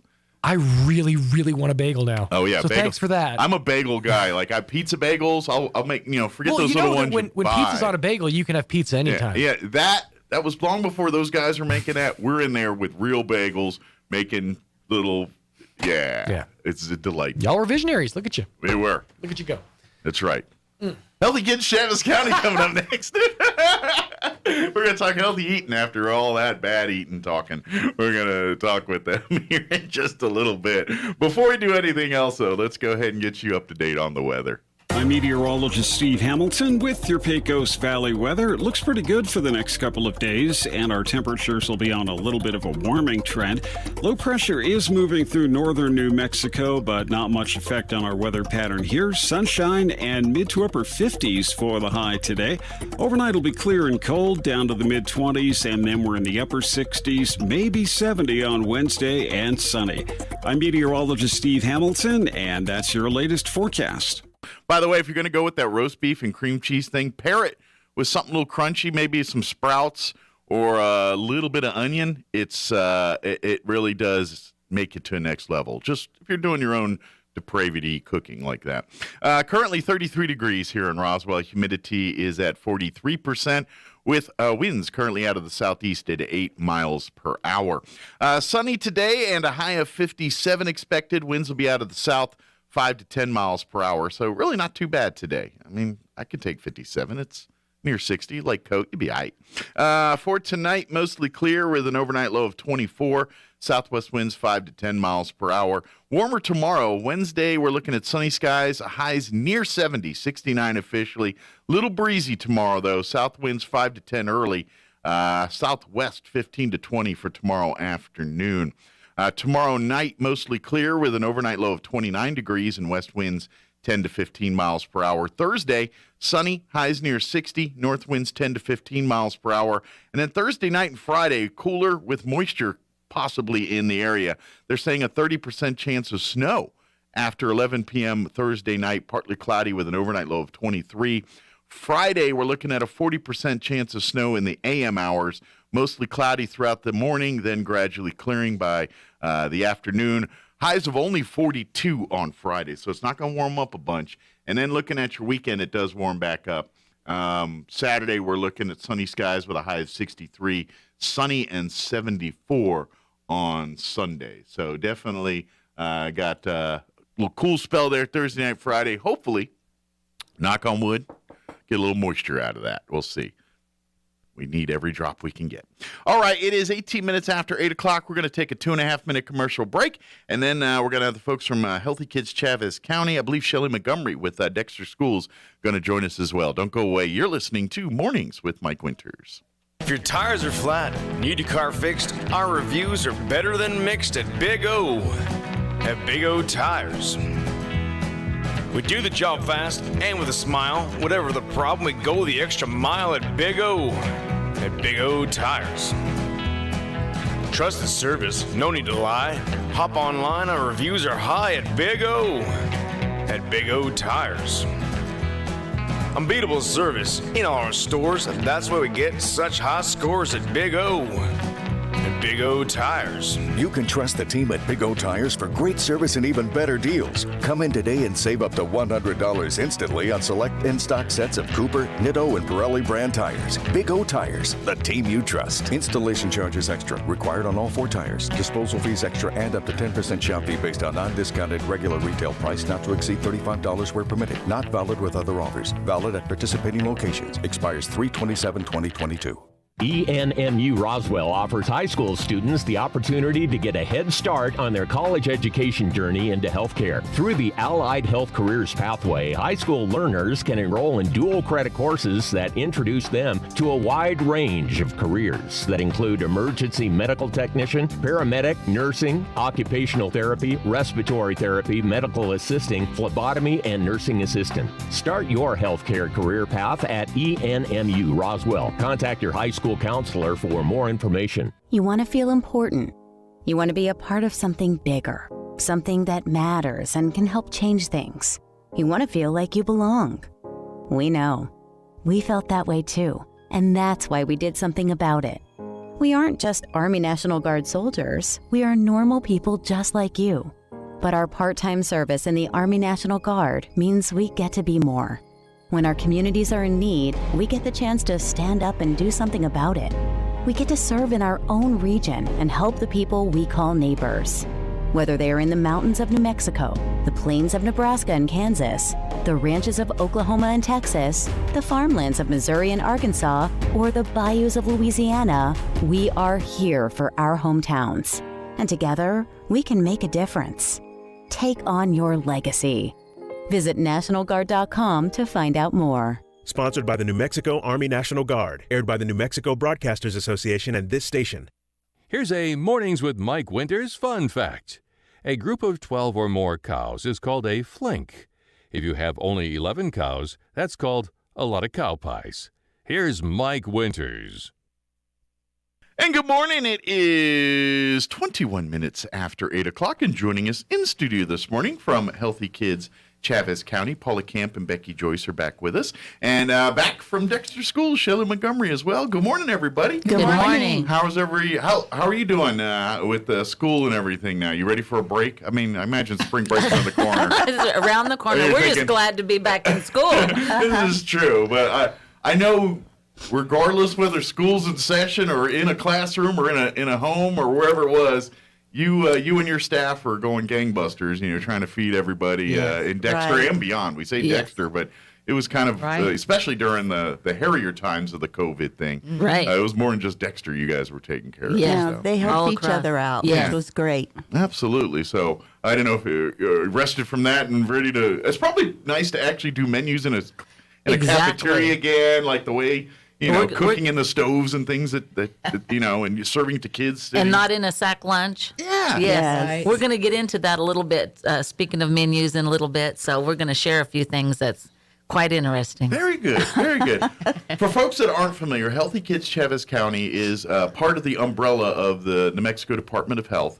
And the rest pretty much kind of self-explained. Their goal and mission is providing opportunities and food and education for kids in Chavez County through the schools, through youth groups, through any means available to try to educate parents and families on healthy eating and resources on how to execute all these things. Yes. That's kind of what you guys do. That's what we do. Yeah. So in a nutshell. Yes. And encourage physical activity. Absolutely. Yes. Oh, yeah, and the other part, too, is going, not only eating healthy, but when you mess up, because we all mess up. I just had a whole conversation about cream cheese and roast beef paired together. That happens from time to time. So to fix that, go do some physical stuff, and that kind of. Definitely, and it's good even when you are eating healthy to have the exercise. You actually start feeling better. Absolutely. I know it's hard to get up and do it, but once you do it, it's all right. You know And what I you mean? almost feel bad if you don't. Right, and you feel so good afterwards. It's like, why am I not doing this every day? Yeah. Right. Yeah. And I think, well, you know what? And I know we're getting already off in a tangent, but we kind of aren't. I think we don't need to kill ourselves. I think everyone thinks when people when I'm going to start an exercise regime, they I think by default we kick our butts too hard early. You know what I mean? We all right, we're going to go in there and get on the treadmill for a half hour, and then I'm going to, after that I'm going to lift some weights and all that. And you're like, yeah, okay, that's great if you've been working out for a while. Mm-hmm. But when you just roll up into it, it's like cooking.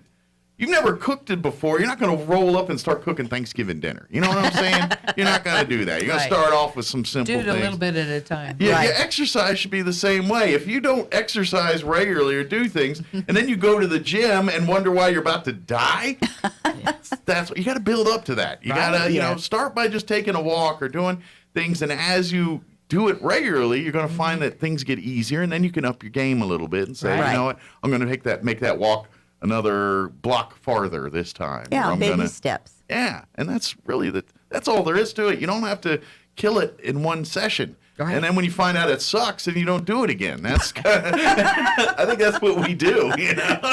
Well, and Paula and Becky are experts on teaching you how to make it fun. Yeah. And that's exactly what they have, all the ideas that they spread with our school children. Yeah, so I know a lot of what we're talking about here applies to the kids, but in all fairness, a lot of it doesn't. And really it starts with the home and the family. For sure. You got to have good examples. Yeah. If the parents aren't, I mean, we all love to do as I say, not as I do. I mean, we're all masters at it. Every single one of us. We like to, get in there and read your book, and you're in the other room. It's like, my show's on. You know what I mean? We all do that. Right. But, so this time, let's do it together. And I think, and kids are also a barometer too, because the kids probably learn some things in school, learn about healthy eating, or learn about stuff that maybe even lunches they have at school. It's like, hey, why can't we cook that at home? And it kind of forces the parents to play ball a little bit too, which is a good thing. Right. So, good deal. So,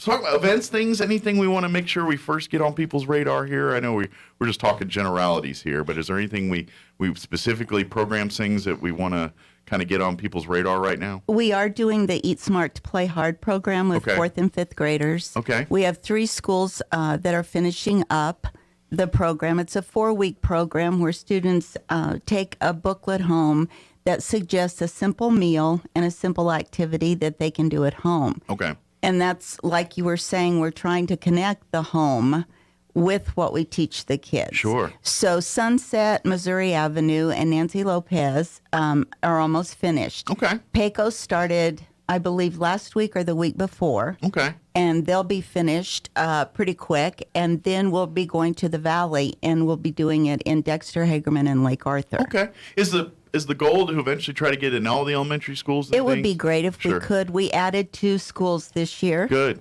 So hopefully, if we did that, we could have everyone doing it. And I imagine because it's all about money and funding and all that kind of stuff, and the proof will be in the pudding there, because I'm sure you're already seeing successes in those first schools that started the program. You're seeing that now in the new ones you're incorporating. And so logic would dictate they're saying this program works, let's invest more money. And now it's a commonplace. So I think we're closer to that goal.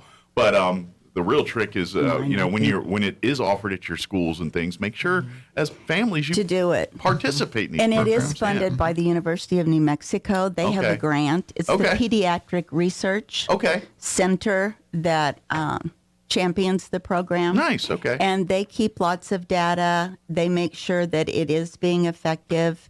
They're doing all the science and they're doing all the work science and the behind it, research, but the grant provides the materials and to train us to do the program. And then we go out and do the program with the kids. Very nice. Right. Very cool. And I think Shelley has some things to say. This is Nutrition Month.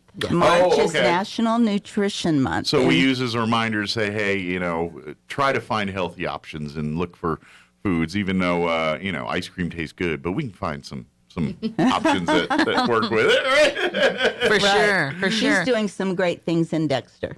Yes, we just wanted to use this month as sort of a reminder. You know, I know we're missing a whole week of school because of spring break, but we're doing a few things. We're going to do a taste testing in one of the elementary classes, Mrs. Amaro's class, and we're going to taste test different kinds of citrus fruits and, and do some comparisons, maybe even some blindfold testing. I haven't quite decided how we're going to do it, but that'll be fun. And the kids will get some citrus fruits maybe that they haven't had before. We're going to do several kinds, maybe some blood oranges. Some more tropical ones. Yes, things. a few things like that. We're also going to do a sampling with the middle school, and what we're going to sample is some hummus, and we're going to do a traditional hummus. I think that's my favorite. And we're going to sample it with maybe some different kinds of vegetables to show that there's other things to eat besides chips. Sure. We're making a few posters to put around, and one of them we just wanted to show students that a regular size bottle of Coca-Cola has 16 teaspoons of sugar. Oh yeah, it's those things are. I think if most people just made that switch, they're going to see their health measurably go up. Just that one simple change alone from laying off the leaded sodas or switching to a diet at least, or a zero sugar, that you'll see a change in that, some of that stuff. Yes, and try to talk about what empty calories are. Yeah. You know, you can have sugar and some other stuff, but maybe it has the vitamins and minerals and things that you need. So that's a few of the things, you know, that we're going to do, and some Facebook posts, you know, things like that, just to maybe get it rolling for the summer. I think we should do an adult, like you're talking about the tropical fruit, the samplings and some of that. I think we should have an adult version, but for like all those fruits at the store we've heard of but never really tried, like jackfruit.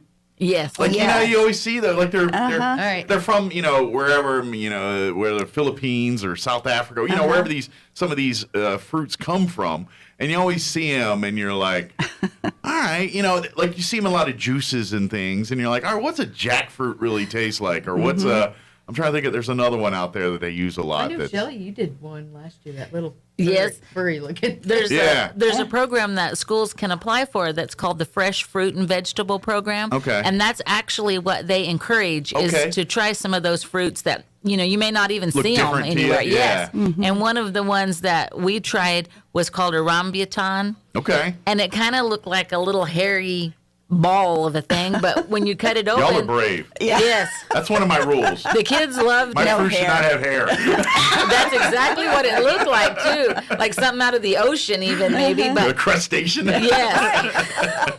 But when you opened it, it was, you know, just a little white fruit in the middle, very sweet. The kids, you know, enjoyed it. Yeah. It's just kind of funny to look at. Scary to look at. And you mentioned like this, like you said, seafood and crustacean, and it's really the same mindset a little bit, where because let's face it, seafood's delicious and pretty healthy for the most part. As far as the protein goes, pretty much any seafood. Now we start adding butter and all the other nonsense, but and it's a little different. But you know, as a protein, fish, crab, shrimp, all those are excellent sources of protein and not loaded in the cholesterols and all the things that are not good for us. Yes. But I ain't gonna lie, you look at an oyster or something and you're like, how hungry was that guy to eat that the first time? You know what I mean? Or a crab walking around, you're like, delicious. You know what I mean? Right. And so, so you got to get out of your comfort. So something like this, and you're like, all right, that's a furry piece of fruit. Or kiwi. I would never touch that in the world. Funky looking. Sure. Yeah. But now you get to try them in a place, and you know what? You eat it, and you're like, oh, that's gross. I'll never eat that again. But you're like, you know what? That tasted good. I'm going to try that in some other things. I would have never done that because it looks weird. But now that I've had it, I'm like, you know what? That's actually pretty good. And some, you know, like artichokes. Yeah. Oh yeah, artichokes. Right. Are delicious. Yeah. They are. But man, are they a pain to look at? And everything. You know, you're just, they look like the most, like they don't want you to eat it. Like artichokes are built to, like, we're defending ourselves up so you don't eat us, you know? But it really is pretty good. Leave us alone. Yeah. They kind of, you know, it's kind of God's nature there. Maybe that's what with some of these fruits and the fur on it, they're like, hey, if we make ourselves look ugly, we don't get eaten as much. It was certainly the talk of the school for a few days because they were not pretty. But imagine you had it and everyone's like it, and you're like, oh, I bet this would be good with. And that's what Yes. usually happens is they try them. And like, Right. okay, I bet if you paired this with this item, it would be very good. And so, but that's really healthy eating in a nutshell. I mean, it's getting kids and adults nowadays to try things that are out of Just try it. different. And Yes. and let's face it, we live in a world that's smaller. So like when we were kids growing up, there's so many foods that are really easily accessible to people that weren't accessible to us 20, 30 years. Like jackfruit and some of these fruits we're talking about. Right. There's no way they could have got that to us in a fresh, consistency without. Now, the world's changed a little bit, and they're able to, with freezing and with shipping and all that, they're a little bit faster about that stuff. Well, so, and farmers have, put things together. Like at Graves, I think they have a honeylope. Yes. That was, okay, putting, so it's like a crossbreed of a cantaloupe and a honeydew kind exactly. of thing? And the kids love it. And it So is that's sweeter than sugar. Is it? Oh, What color it is is it, out of delicious. curiosity? It looks more like a cantaloupe. Oh, so it's more the orangey color. Yes. Okay. But it's got, But it's good. Because I'm one of those people that I do not like cantaloupe, but I do like honeydew. Okay. You would probably like it. Yeah. So I'm wondering how that's going to be there. It's got a little milder on the cantaloupe flavor and a little sweeter from the honeydew. Okay. And that's maybe why I like the sweetness because I'm not a big fruit. We've had these discussions. I eat watermelon, pineapple, strawberry, honeydew. I don't like strawberries. No strawberries. And like apples, I don't like apples. But of course, you put it in a pie or something, and I'm down. But caramel dip. Yeah, exactly. Although no, it would. It has to be cooked. Like raw apple is gross. Oh, I see. But if it's cooked in a pie or cooked in a cobbler or something, then I'm okay with it. I would be the opposite. I like the crunch. Do you? Yes, I do. And I've tried really hard. Like I'm like, what am I missing here? And I take a big old bite. Like and maybe as I'm an adult now, and then I bite them. Nope, still don't like it. Nope. I've really tried with a couple of these. Tomatoes is another one I don't like. That. I mean, I like cooked tomatoes and chili, but you caught a raw tomato and put it on a sandwich or something. I'm picky like that. I'm weird like that. Shelley and Kim Meeks in Roswell with our Roswell schools, they work so hard with so many regulations that are put upon them to serve our kids. But they work so hard to make it good and not everything's available right now. I know, Shelley. That is true. How is that? I'm curious because we see that in the private world and we go to get grocery stores and you see the shelves missing things. But as far as like supplies delivered to the schools and things, is it the same deal? Where it's a major problem. What's some of the items that are really short right now, like you guys haven't seen in a while or haven't seen much of in a while? Well, Just curious. One of the things is one of the major manufacturers of cereal. Okay. So keep in mind for school nutrition, we have to have a lower sugar, lower fat, lower salt. And so the manufacturers, they manufacture a cereal bowl, and you can get them in 1 ounce, which meets a 1 grain, or 2 ounce that meets a 2 grain. But back in December, they quit manufacturing those. Oh. And there was several reasons: lack of workers, lack of truck drivers, no ways to get it out. Sure. The manufacturers that we used, thank goodness, had a lot in their storage already. Okay. And so we didn't have to until about the last month. You might order 10 cases and you got 2. Gotcha. And so we had to start switching around and seeing what other, kind of whole grain, low fat, low salt, low sugar cereal we could get for the kids. And that kids would actually enjoy. Exactly That's right. the other trick, too. It's like, we'll just give them Wheaties. But like, how many kids are going to eat that? You exactly. know what I mean? So, But they work endless hours trying to figure out these menus. And, sure. I mean, they just need a real good pat on the back. Yes, they do, because they do a great job. Sure, absolutely. Yeah. Our and I don't care what school district, whether it's Roswell Right. or Dexter or Hagerman, Everybody makes the same Artesia, boat. all of them are all trying to do the same thing. And I imagine working together in many aspects here. And I'm sure you're talking with the Roswell folks here on, Of course. especially during when COVID was going on and where everything's done remotely. And it's like, hey, we got some, I'm sure there was Dexter folks that were serving Roswell kids and vice versa. Of course. During that time here, that's. Well, and manufacturers like General Mills, is that I'm not supposed to say that. Oops. Anyway, manufacturers, erase that thought from your mind. But the manufacturers, they produce certain things for cafeterias that meet those requirements. Gotcha. K-12. And they don't But make... they're different than what they would put on a grocery store. Exactly. Gotcha. They make more money from the grocery store products than they do from the school products. Gotcha. So that's another reason they're focusing on Yeah. the They're a products company at that the end of go- the day. Yes. They're not a charity, you know. Exactly. Yeah. So then that makes them run short as well. Yes, and they've had terrible time, with truck drivers just getting people to deliver it, and with their workers, all the manufacturers are telling me we don't have workers, and I know during the pandemic, one of the places that I order from did not have truck drivers to bring up the product from San Antonio to Lubbock, and their big guys themselves went down to San Antonio and drove those trucks that we could get food. That's great. Wow. You appreciate that. Absolutely. Definitely. Yeah, because what's worse than having the food but can't get it to nobody? Right. Because now it's going to run. Right. Exactly. It's perishable items here. Yes. It's so great to see they said, you know what, we got to get it here and come hell or high water, we're going to make that happen. So yes. Unfortunately, there's probably a lot of that going on and more of that going on. And we need to get to that point in the world, hopefully, where we're catching up to some of that stuff. And hopefully, I'm not trying to get political here, but maybe with the lessening of COVID restrictions and things, and maybe that we'll start to see us play catch up a little bit on some of this stuff. Because We're hoping. I know this cereal company has started reproducing those cereals for us this last week. They've started, so it'll take a couple of months, for that to trickle down. And it wasn't just cereal, it was a lot of the breakfast items because they have a different recipe, a different formula. Gotcha. That they, trickled off making those a little bit, and you might order 10 cases and you get 2, or you might order frozen broccoli and you get fresh, or vice versa. So it's been a little tricky to. How does that work with menu planning and things? I mean, exactly. Exactly. I'm kind of, and I know this is a little how the sausage made, but I'm kind of just gee whiz curious. So like how far in advance do you guys plan? Like, do you plan like a whole school lunch menu years worth in advance, that far ahead? I'm planning. So like in March of next year, you're going to be doing pizza on the 17th or whatever it is? Yes. Okay.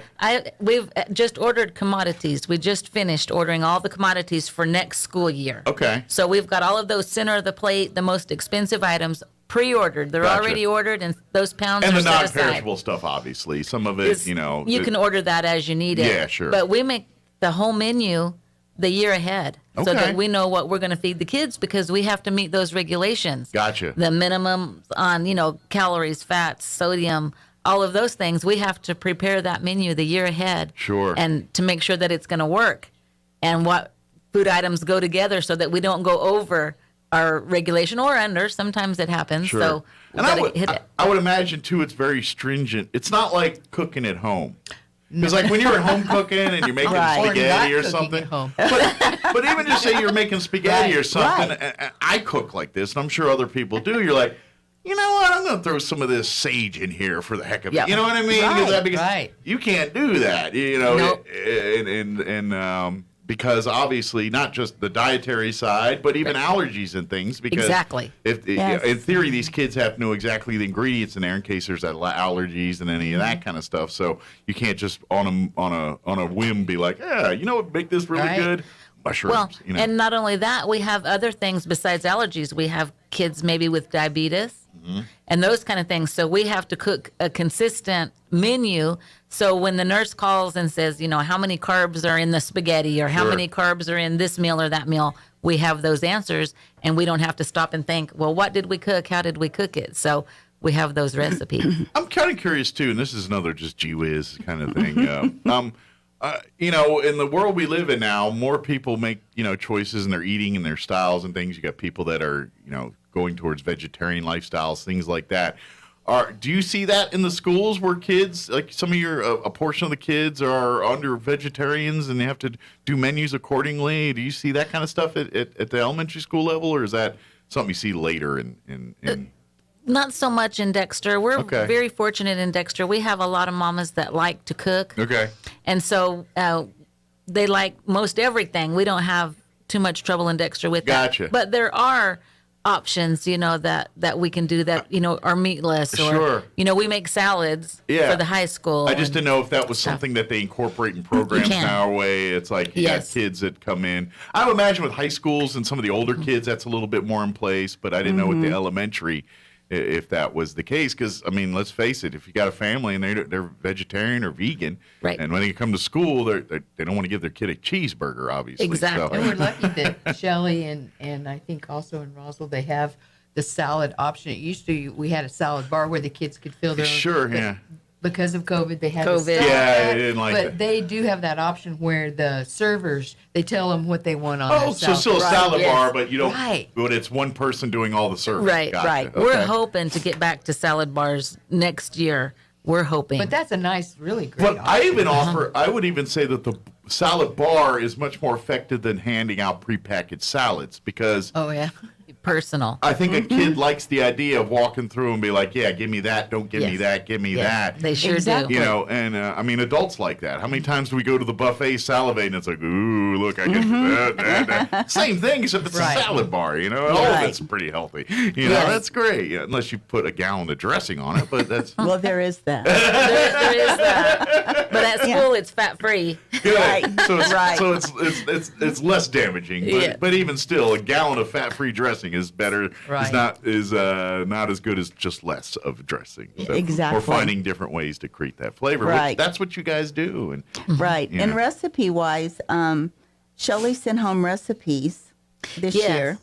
We had a science night at the middle school, and so Okay. we took that opportunity, put up a little poster, and handed out some healthy pasta salads, and Okay. had some takers on that. Good. So that was a fun way. I think adults should, because we're always looking for new things to prep and take it from the kids. You know, Absolutely. you get these recipes from them. It's like, hey, next thing you know, you got a family recipe for pasta salad for dinner one night, or a taco salad, or something. You know, And it was really easy, and the ICANN people supplied those recipes, and they're super easy recipes that you could do at home and tasty. good deal. Not a lot of ingredients.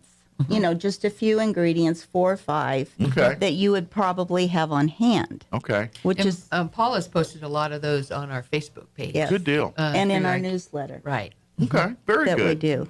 You know, one other thing I just want to mention real quick while we're kind of talking about this, and it kind of fits the subject we're talking about here, is like supply and demand. Like you said, it's tricky. You go to the grocery stores, you see a lot of things. Well, you know where you can make up with some of that stuff? Locally. Yes. We Grace Farms and all our other different farms and things. It's not a supply issue. They grow it right there. And as long as you're willing to go get it, it's right there and it's right here. So maybe some of those grocery store issues, certain produce and things, you'll find it at locally grown. And to be honest, it's probably better quality, better, sure it is healthier to have option fresh. for you. So, Our farmers market. yeah, farmers market. So think We outside have- the box a little bit for when you're digging for things and you're saying, I haven't been able to get this in weeks. Well, you know what?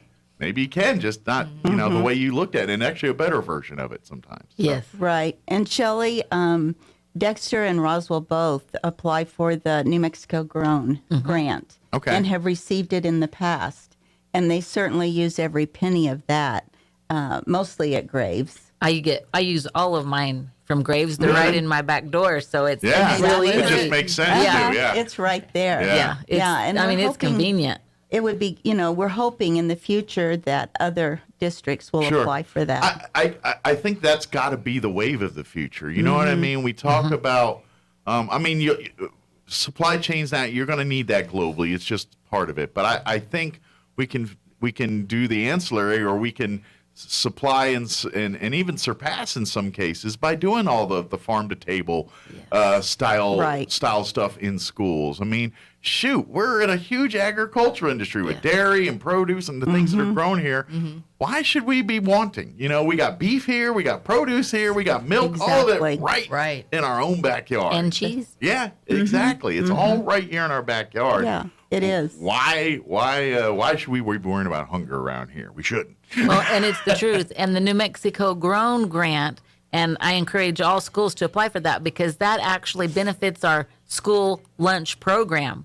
And it provides those vegetables, and we get to spend that grant. And I think the hard part that people misunderstand, and it's where Becky and Paula can come in, is the state requires a little bit of education piece to go with it to teach the kids. And I think that's where people get hung up. But Becky and Paula have great ideas, and they'll even come out and help you execute those ideas. Yes, we and will. make it fun. It's fun to teach it. I mean, it's cooking. It's food. It's all stuff that everybody loves. Everybody loves food. We all Like the love tasting food. she's going to do, with the fourth graders, or the sampling in the cafeteria. Those are great ways to get kids to try things and to get some education in. Getting that, one of the most memorable things in school. I mean, I remember a lot of stuff and learned a lot of good things. I want to say, but like when I think back of classes and memories, home economics was I remember so much from the cooking, especially the cooking side. Because I was more into that than the sewing. I mean, I learned to sew and all that. And it's very handy, and I've used it many times. But to this day, learning in those kitchens and learning about how cooking works and all that stuff, I just think we need more of that in the schools. I know in the world we live in now, it's all about tests and STEM, and that's important. Absolutely. But you can't cause the other things to take a back seat from that. The life skills, home economics, and shop, and these things, physical education. These are skill sets that make a well-rounded individual. And I think maybe even some of our nutrition issues could be stemmed to lack of some of these programs advancing in schools and things like that. So that's a discussion for our legislators. But still, at the same time, let's bring as much of that into the schools as possible, because great, we got big brains filled with knowledge, but if they're only living to 55 because they eat, like 7-year-olds their whole life, then that's a problem. And the legislature in New Mexico has been extremely supportive. Yes. With the New Mexico grown. Yeah. They have been great to support that and farm to school. Yeah, and on another note, we encourage healthy fundraisers.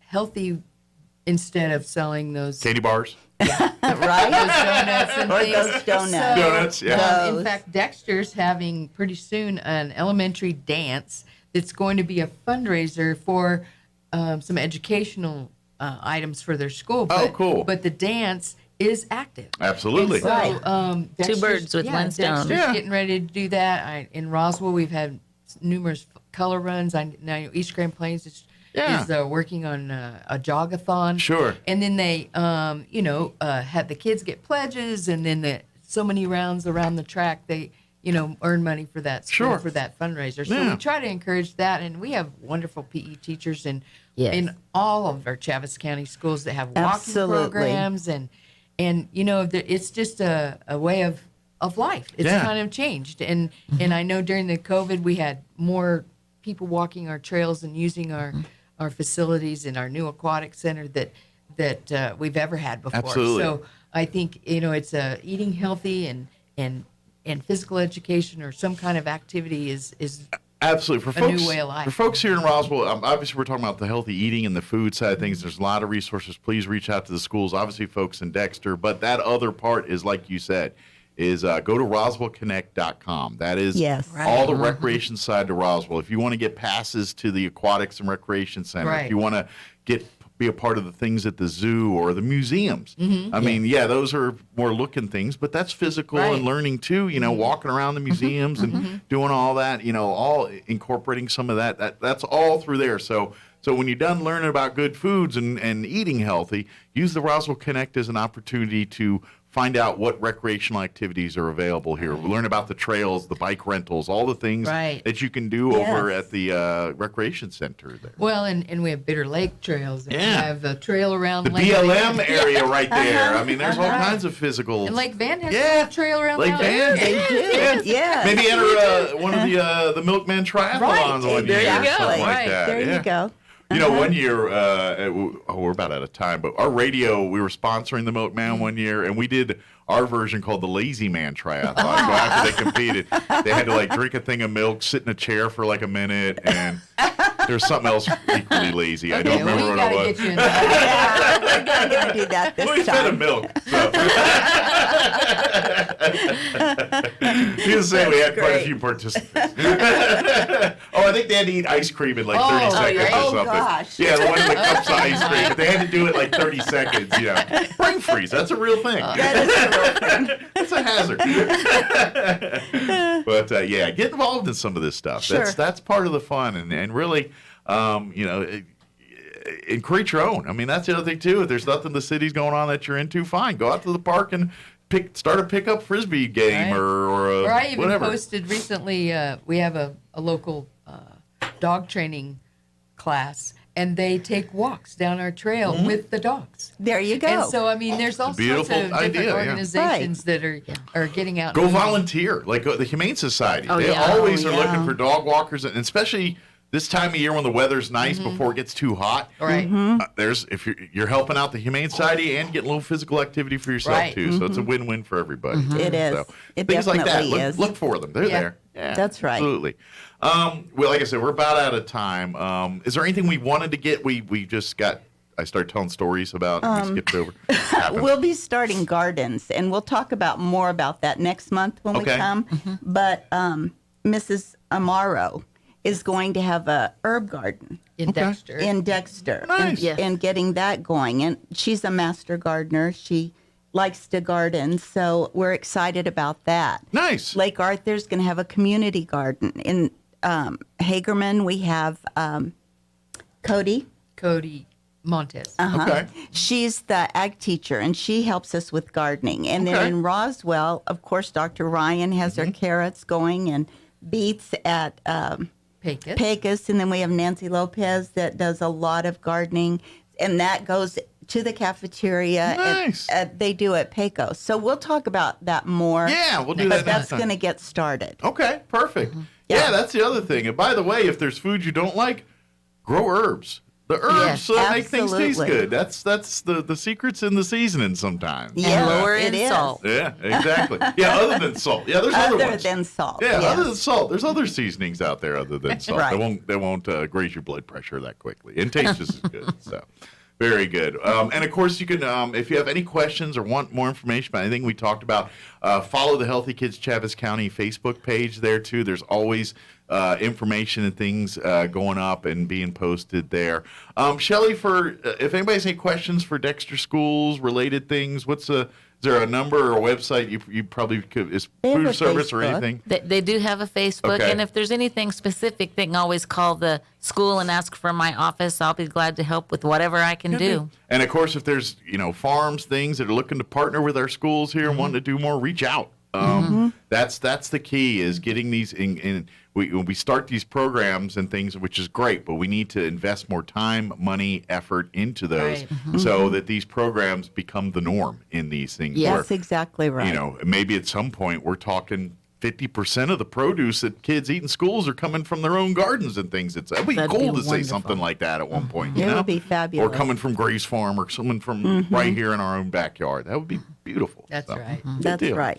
Well, thank you, ladies. I'm sure Thank you you. got many a fire to stomp out now, so we'll let you go do that. And We're working on that milkman team for you. there you go. There we go. And I imagine you got some lunch to get ready. So thank you, guys. I appreciate it. We'll see you next time. Okay. All righty. Thank you. All right. It is 8:56. Quick break before news. Don't go away. With the Wall Street Business Report, I'm Bill Alexander. The price of regular gasoline broke $4 per gallon on the average across the United States over the weekend for the first time since 2008. During the first full week of Russia's invasion of Ukraine, the price of regular gasoline rose by almost 41 cents. That's according to AAA. That represents the second largest jump in average national prices in a week. On Sunday, California had the highest average price per gallon among U.S. states at $5.29 a gallon. Missouri had the lowest at $3.60 a gallon. Developers are planning to turn a 600,000 square foot former car factory in Detroit into 433 market rate and affordable apartments. The $134 million project will include commercial and retail space. The steel reinforced concrete factory was built in 1919. For the Wall Street Business Report, I'm Bill Alexander in Washington. Roswell Medical Clinic is pleased to welcome Tanya Montoya as the newest member of the family. Tanya's expertise includes functional medicine and wellness and women's health. Tanya seeks to truly partner with her patients on their health journey to provide cutting-edge ideas to not only treat chronic diseases but reverse them. Roswell Medical Clinic is committed to listening and helping each patient become the best version of themselves. Your total wellness is our goal. Call Roswell Medical Clinic at 575-623-3311 or stop by 111 West Hobbs Street. Roswell Medical Clinic, providers that listen. Celebrate spring break at the Spring River Zoo with one of their exciting day camps. Each day is a separate camp where children will enjoy animal-themed crafts and games, fun educational activities, a guided tour of the zoo, and amazing encounters with the animals for children aged 4 through 6. Events will take place March 14th and 15th from 8 a.m. till noon. For children aged 7 to 12, themed camps will take place March 16th, 17th, and 18th from 8 a.m. to 3 p.m. Call the Spring River Zoo at 575-624-6750 or visit roswellconnect.org for information and to reserve your ticket. There's a whole universe out there. Come explore at the International UFO Museum and Research Center, featuring engaging exhibits and in-depth first-hand accounts of the incident that put Roswell on the map. The research library features the most comprehensive collection of UFO research materials in the world, and you can get exclusive one-of-a-kind gifts and merch from the gift shop or online at roswellufomuseum.com. Don't forget about the UFO Festival, July 1st through 3rd, celebrating the 75th anniversary of the Roswell incident. The International UFO Museum and Research Center. It's otherworldly. Here's a Mornings with Mike Winters fun fact. 7% of American adults, roughly 16.4 million Americans, believe that chocolate milk comes from brown cows. We don't know if they asked them where strawberry milk comes from. Here's Mike Winters. Here's a Mornings with Mike Winters fun fact. During your lifetime, you'll produce enough saliva to fill 2 swimming pools. Spit out this bit of information at your next pool party. Here's Mike Winters. Breaking news this hour from townhall.com. I'm Rich Thomason. The U.S. will reportedly stop buying oil from Russia as profits from those sales have helped to pay for Putin's war in Ukraine. President Biden is about to address the nation from the White House. He is expected to announce the end of the Russian energy imports. And along with banning Putin's oil, Democrat Senator Joe Manchin says there is something else the U.S. ought to be doing. The United States of America should be ramping up and producing the energy the world needs and we need in order to offset Putin's war that he's basically annihilating and just carnage is going on in Ukraine. But it could spread further than that, and I'm just saying that we have the ability to help. And as Putin's troops continue spreading death and destruction all across Ukraine, that country's president remains defiant. Declaring, "I'm not afraid of anyone," Volodymyr Zelensky going as far as sharing his whereabouts in Kiev with the world, releasing a video detailing his precise location. And another civilian evacuation corridor is up and running in Ukraine, supposed to afford civilians safe passage out of the war zone. The BBC's James Reynolds says the Ukrainians claim that they have killed another Russian general. In war, the death of generals is counted one by one.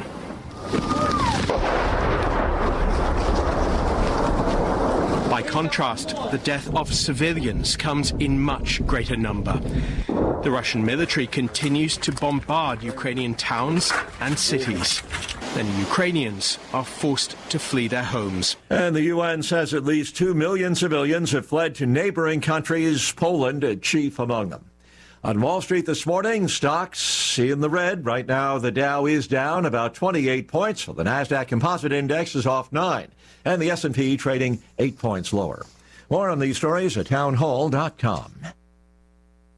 What if I told you your home movies are already past their prime? It's true. The magnetic tape used in VHS and camcorder tapes only lasts between 10 to 20 years, which means your baby's first steps, weddings, and family vacations are fading away as we speak. Digitizing your old media with Legacy Box stops this fading process in its tracks. And by preserving your recordings, they're safe forever. Legacy Box is simply the best way to preserve your past, which is why they've been trusted by over 1 million families. Your memories are meant to be shared, not chewed up by the VCR or worn away with time. For a limited time, you can convert your tapes to digital for just $9 a tape. There's never been a better time to convert your entire collection. That includes film reels and photos too. Visit legacybox.com/lbox to get our $9 sale. That's legacybox.com/lbox to unlock our $9 offer. legacybox.com/lbox.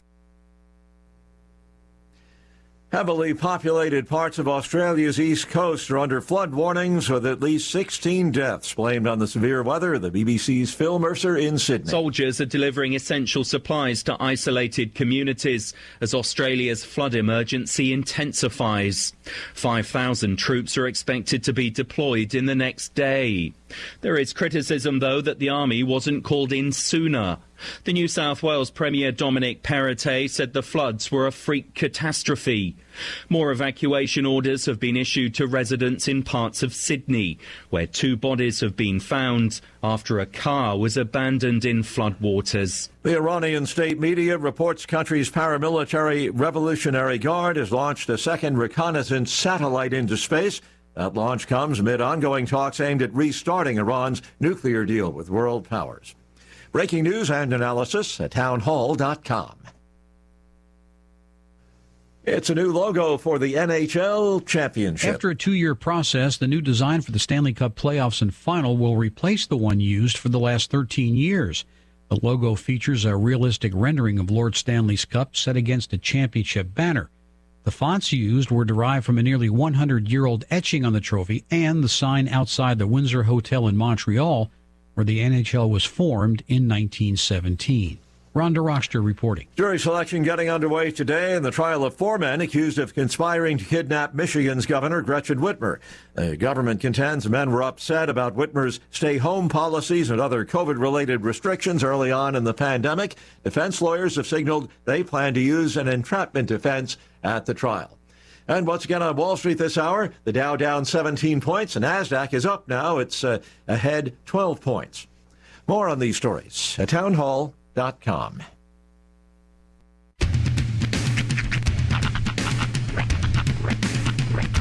What in the wide, wide world of sports is going on here?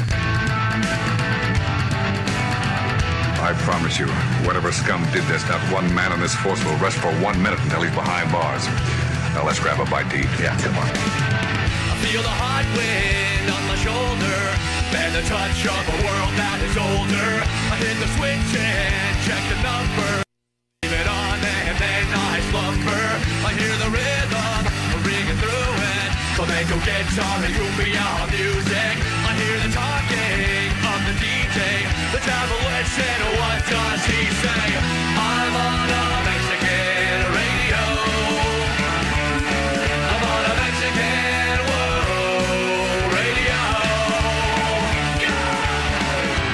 Broadcasting live from high atop the J.P. White Building in downtown Roswell, New Mexico. It's Mornings with Mike Winters on 106.5 Roswell's Talk FM. Is that what I sound like when I talk? Now, here's your host, Mike Winters.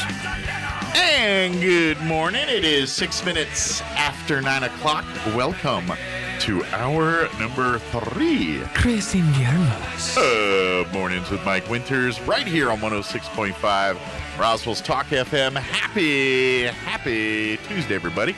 Hope you're having a great day so far. Hey, get lucky, Chaves County. That's right, get lucky, Chaves County. That's coming up. United Way of Chaves County is having their big fundraising event here on March the 12th, Saturday, March 12th. And it's called Get Lucky Chaves County. Wear you green and get lucky. Yes, sir. I'm just reading what it says. Okay. Insert your own editorializations there. Nice. But it's this Saturday, March 12th, from 6 to 11:30 p.m. All things Irish dinner, a cocktail hour, casino-style gaming, and dancing, all at the event. It's happening at the Roswell Convention and Civic Center, Saturday, March the 12th, from 6 to 11:30. Tickets are $50 a person. You can call 575-622-4150 for more information, or you can purchase tickets online at brownpapertickets.com. The actual URL is getluckychavezcounty.brownpapertickets.com. Get all that? Yeah. All right. Or you could probably go and find a link on the Chaves County, United Way of Chaves County Facebook page, and they'll probably have a link there. But wear you green, win some prizes, enjoy a great, delightful dinner, some dancing. Gonna get lucky. Yeah, get lucky. I'll tell you this. I'm going to assume that an all things Irish dinner probably involves some form of corned beef and cabbage. I would think that's a staple. It's a staple food. Mm-hmm. I have not personally had corned beef in as of this year, it'll be 15 years. Oh, wow. Yeah. Do you not like corned beef? Corned beef killed my father. Well, you're saying he ate copious amounts of it, and Let me that back caused up. or did a big hunk of corned beef fall on his head? What are we talking about It was here? a real Nagel Montoya situation. I walked into a deli and said, "Boar's head, you killed my father. Prepare to die." No, so here's what happened. Well, okay, and it's 15 years after the fact, so I can look back with some levity now. But now we all laugh. Yeah, we laugh. It's a fun story at Thanksgiving. But so St. Patrick's Day has always been my mom's favorite holiday. She loves it. It's like it was, and still to this day, loves it. It's my sister-in-law's birthday. Is it? Nice. But just, she's always been super into the holiday. And, for the most part, when we were growing up and into my adulthood, she would go all out pretty much. She would make the whole corned beef and cabbage. She would decorate the whole house. Is Irish in your blood? Yes, we're Irish, Scotch, Welsh. Gotcha. Yeah. Very good. Well, yeah. So, as is mine, by the way. I'm 60% Irish. If you look at the last name Smalls, it has a natural Scottish and Irish descent. Yeah, a lot of Z's in the Irish culture. Yeah, it's weird how they do that. But that's actually the name we got at Ellis Island. They changed the Z. Yeah, you would ask. They went Z's to make us sound hip at Ellis Island. But she should have wore that hat. That's what it was. So we were actually at my sister's house. This is obviously years ago. In Albuquerque, and my mom had made the whole traditional corned beef and cabbage dinner. We'd enjoyed the dinner, had a good time, whatever. So my dad liked to sneak back into the kitchen, have himself a little quick snack, whatever. Right, I get that. My dad was also before he used to dip bread in the grease and call it juice. It wasn't juice. So that's a side story for another time. My family called that larpins. We take the bread and you soak up the larpins. But yeah, exactly. And there's a reason we were as big as we were. But anyway, so my dad goes into the kitchen. He takes himself a big ladle full of the I think it's called pot liquors, the juice that you cook a corned beef in. Okay. The marinade or whatever. Takes a big old ladle full of it, slurps it down. Yeah, my dad was a savage.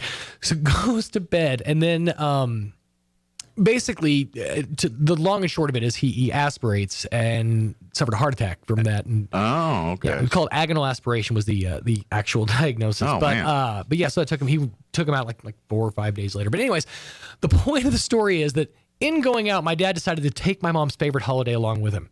You got to admit, in the annals of so this time of year doesn't bring going happy out with a thoughts bang. for you. Yeah, I get that. He really did it.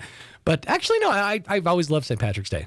It's still a big deal in my family. Are you still anti-corned beef, or is one day I'm anti-corned beef for the most part. I think you're fine. Just don't be like your dad and drink ladles of the juice. Yeah, or grease that comes with it. You know who I come from. There's self-control, and then there's small family values. So it's when that urge happens, just eat cabbage. Just go with the cabbage. Just get farty and bloated. It'll be fine. Hey, your family will love you. You need roughage. It's healthy for the body. Fair enough. I'm sure there's potatoes. Yeah. I mean, the Irish do love their potatoes. There's a soft spot in the Irish heart for a potato. I'll tell you what. It's not something they take too lightly. As an Irish guy, I do love my taters. Although I don't really drink. No. I rarely drink, and that's mostly because of family. Yeah. I did back in the day, but I don't have a lot of grandparents or parents on that side of the family because they all died of alcoholism. My mother's dead, but not because of alcoholism. But my grandmother, my grandfather, I got an uncle and an aunt who's still with us, but nobody tell them they drink like fish. This got weirdly really dark. What we're trying to say is get lucky with the United Way of Travis County. It's an Irish thing. You just can't not help it. It really is. We're Irish, and that's what happens. That's true family values. We don't get together without a little bit of pessimism. That's Irish. I mean, you can't get more Irish than that. That's why we're busy trying to get lucky, because we're so depressed all the time. And you asked if I was Irish. Of course I am. Look at all this pessimism. You know? Why can't our fare be scrimp? Why's it got to be corned beef?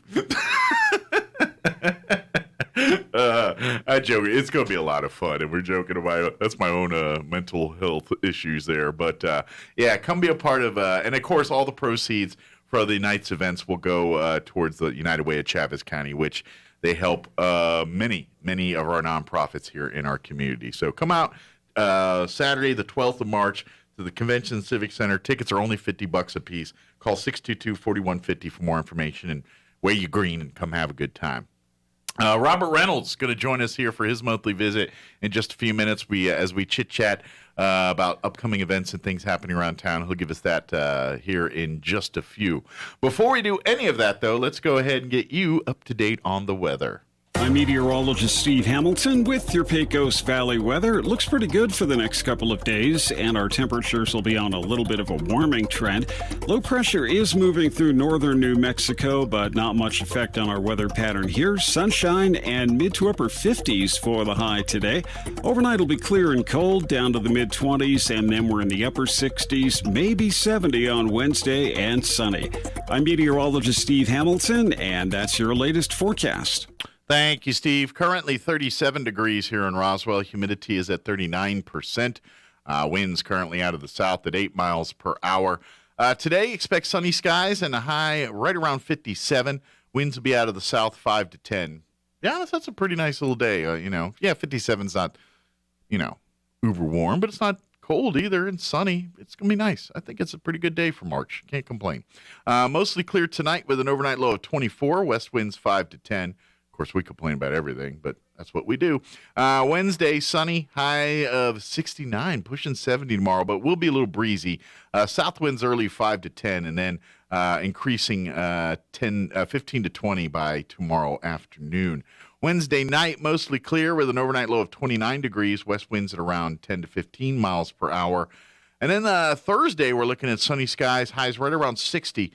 North winds 10 to 15 miles per hour. And then Thursday night, Friday, there's snow chances, believe it or not. A 30% chance of snow after midnight Thursday night, partly cloudy with an overnight low of 23. And then we're looking at a 40% chance of some snow in the AM portion of Friday. Partly cloudy for the day. Highs only supposed to hit 42 on Friday. So big temperature drop as well there. And then it's short-lived because it warms back up for the weekend. Sunny and 63 for a high Saturday. Sunny and 74 for a high on Sunday. All right, it is 9:15. We're going to go ahead and take about a 3.5-minute commercial break, and then Robert Reynolds will join us on the other side. Don't go away. You're listening to Mornings with Mike Winters. This time of year, we all like to have fun talking about four-leaf clovers, rabbit's feet, and the luck of the Irish. But when it comes to finding a nice pre-owned vehicle you can really count on, you need more than just luck. You need a dealer like Roswell Ford. Here at the Tailgate Nation, we have the best selection of pre-owned vehicles in southeastern New Mexico. Great-looking late-model pickups, SUVs, sports cars, and family sedans. But more important than how they look is how they run, so Roswell Ford puts every one through a rigorous 139-point inspection. On top of that, Roswell Ford gives you a 3-day money-back guarantee, so if you find something you don't like, you can just bring it back. That's a lot more than luck. That's true peace of mind. And if you really have a nice car or truck you'd like to sell, please bring it by. We'll look it over and make you an offer on the spot. So when you're ready to move up to a newer vehicle, don't take chances. Come see your friends at Roswell Ford, the Tailgate Nation, at the corner of 9th and Main, and leave your rabbit's foot at home. If your tires are flat, need your car fixed, our reviews are better than mixed at Big O. At Big O Tires. We do the job fast and with a smile. Whatever the problem, we go the extra mile at Big O. At Big O Tires. Trusted service, no need to lie. Hop online, our reviews are high at Big O. At Big O Tires. Unbeatable service in all our stores. That's why we get such high scores at Big O.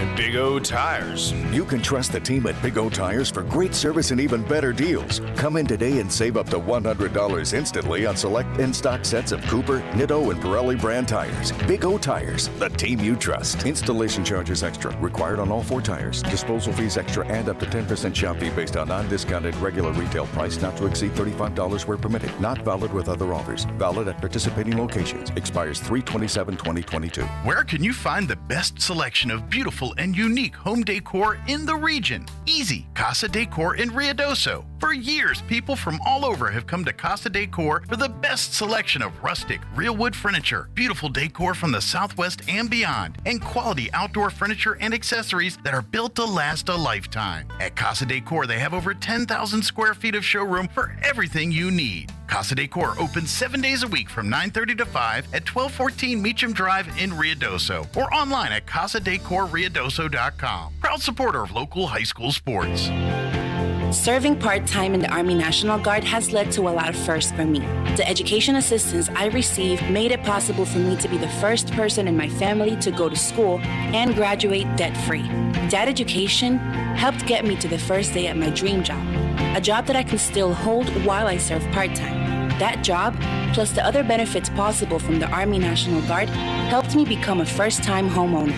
Also, part of my role as a National Guard soldier means I know that I can be one of the first to respond and help my community if disaster ever strikes. I'm extremely proud that I get to serve my community, and that first step I took by joining the Army National Guard has made all the difference in my life. Talk to your local recruiter or visit NationalGuard.com to find out what firsts are available to you in the Army National Guard. Sponsored by the New Mexico Army National Guard, aired by the New Mexico Broadcasters Association and this station. Here's a Mornings with Mike Winters fun fact. The average person spends 6 months of their lifetime waiting for a red light to turn green. Share this information with a police officer that pulls you over the next time you run a red light. Here's Mike Winters. And good morning. It is 19 minutes after 9 o'clock, and joining us in studio for his monthly visit, Robert Reynolds back with us. Morning, Robert. Morning, Mike. Morning, Southeast New Mexico. I'd like to thank these people for watching this morning. I got Jamie and Marie and Tom and Christine. And Jim, we appreciate you listening to 106.5 FM Talk Radio. Good deal. Got some fans listening in this morning. Yes. Cool. Hanging out, eating. Well, have a cup of coffee for me. All those folks out there. Having that coffee. There you go. I could use some pick-me-up this morning. I'm not a coffee drinker, but maybe an injection, 5-hour energy. I could use something right now. For folks that aren't aware, Robert joins us once a month, and he keeps us up to date on many things happening around town. Things like what's going on at the Genealogical Society, his High Prairie Poetry group, blood drives, events at churches, things like that. Just keeping us updated what's happening around town here. Yeah. And we got a stack of stuff this time. Mm-hmm. So we got a plethora of them here. So we probably should get started so we can get them all in.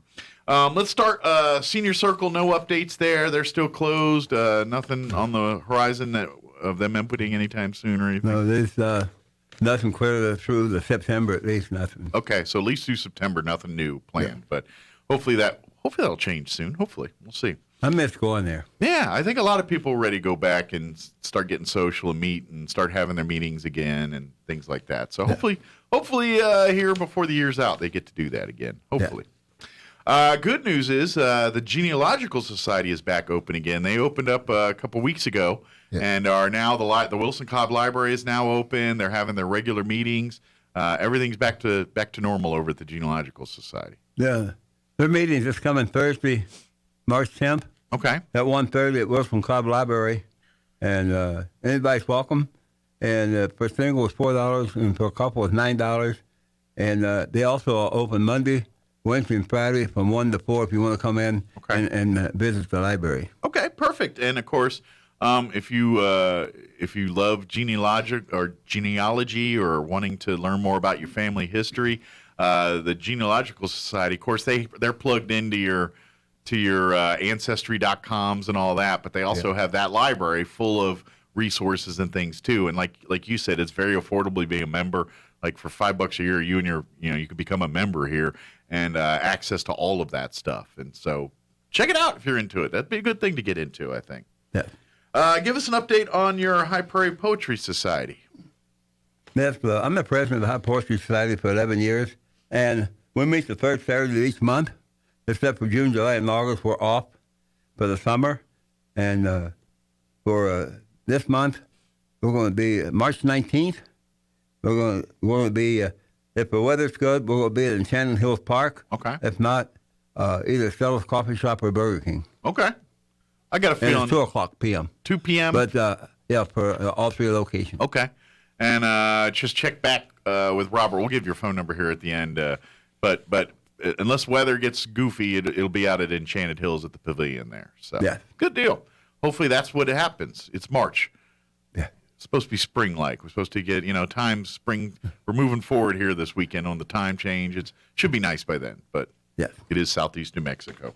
And we got a chance of snow Thursday, so you tell me. I have to get my umbrella with a hole in it. That's right.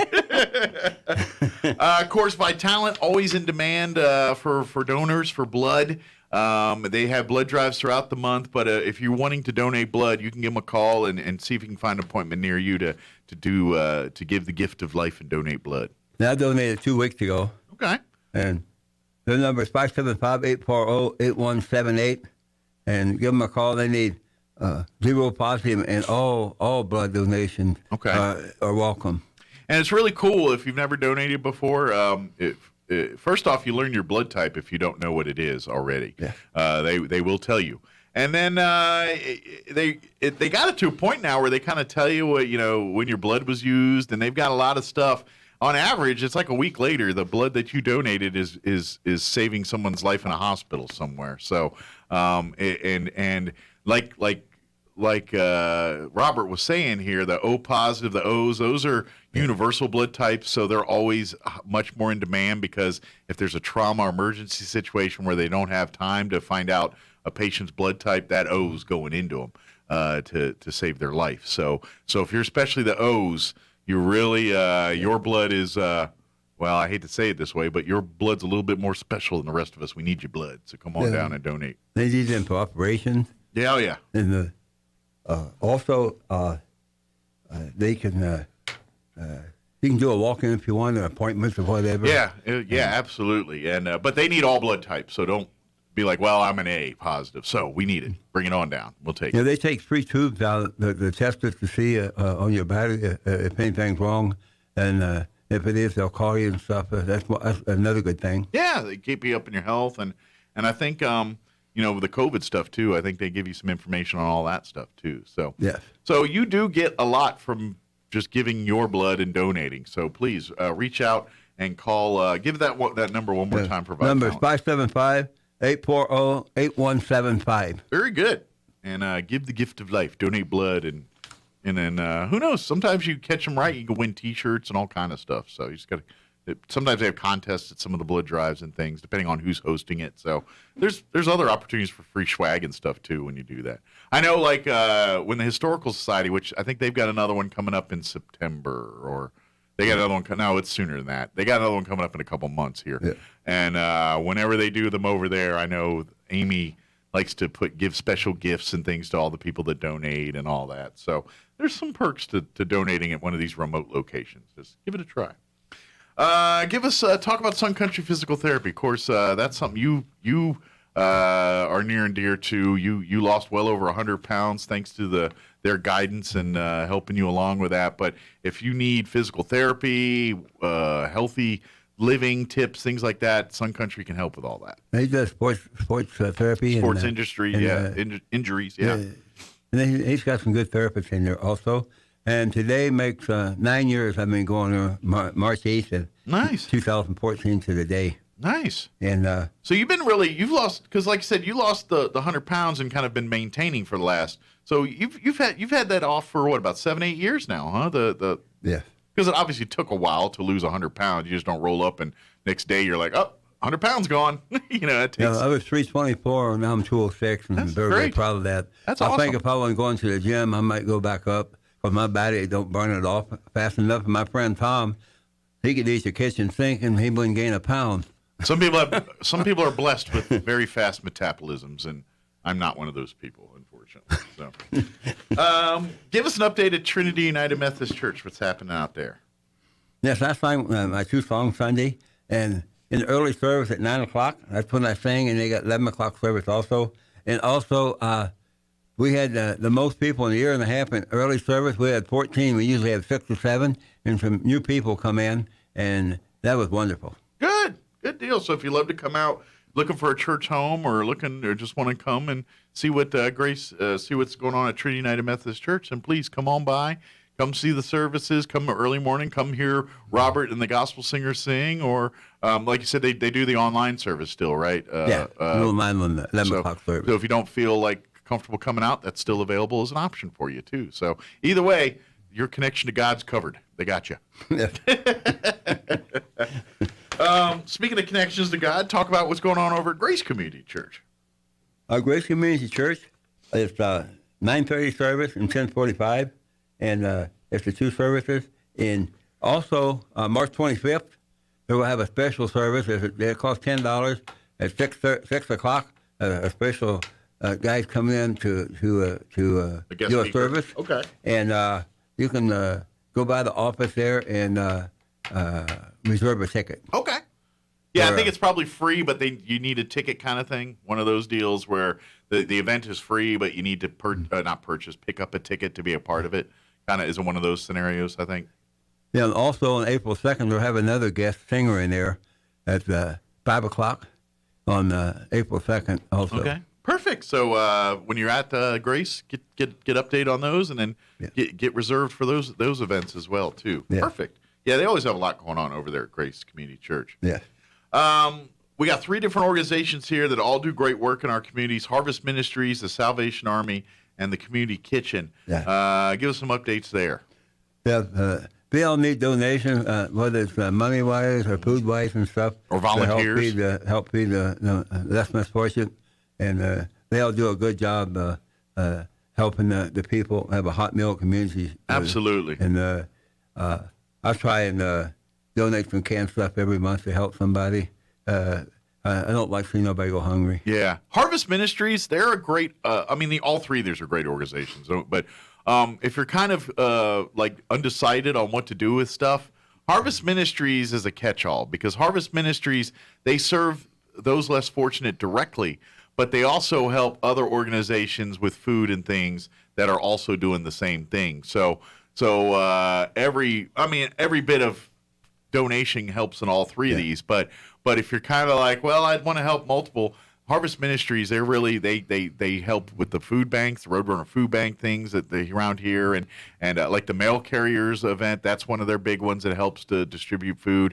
They help and provide food to, say, like different entities that need it, that aren't necessarily part of the Harvest Ministry. So that's a great one. Obviously, Salvation Army, that's an international organization that they help people all the time with monetarily or even physical things like fans and stuff like that, or furniture, whatever needs there.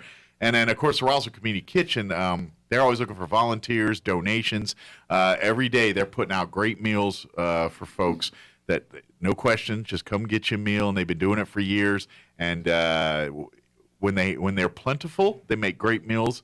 When they're not plentiful, they still put together great meals with what they got. So make it plentiful and make it easier for them. So canned goods, non-perishable items, all those things. Reach out to these organizations and get involved. So, about 3 weeks ago, they had potatoes, 5-pound bags for $1, and I took $20 worth there, 20 bags. Oh, wow. And hopefully that fed somebody. I would hope so. That's a lot of taters. So you can do a lot of tater situations.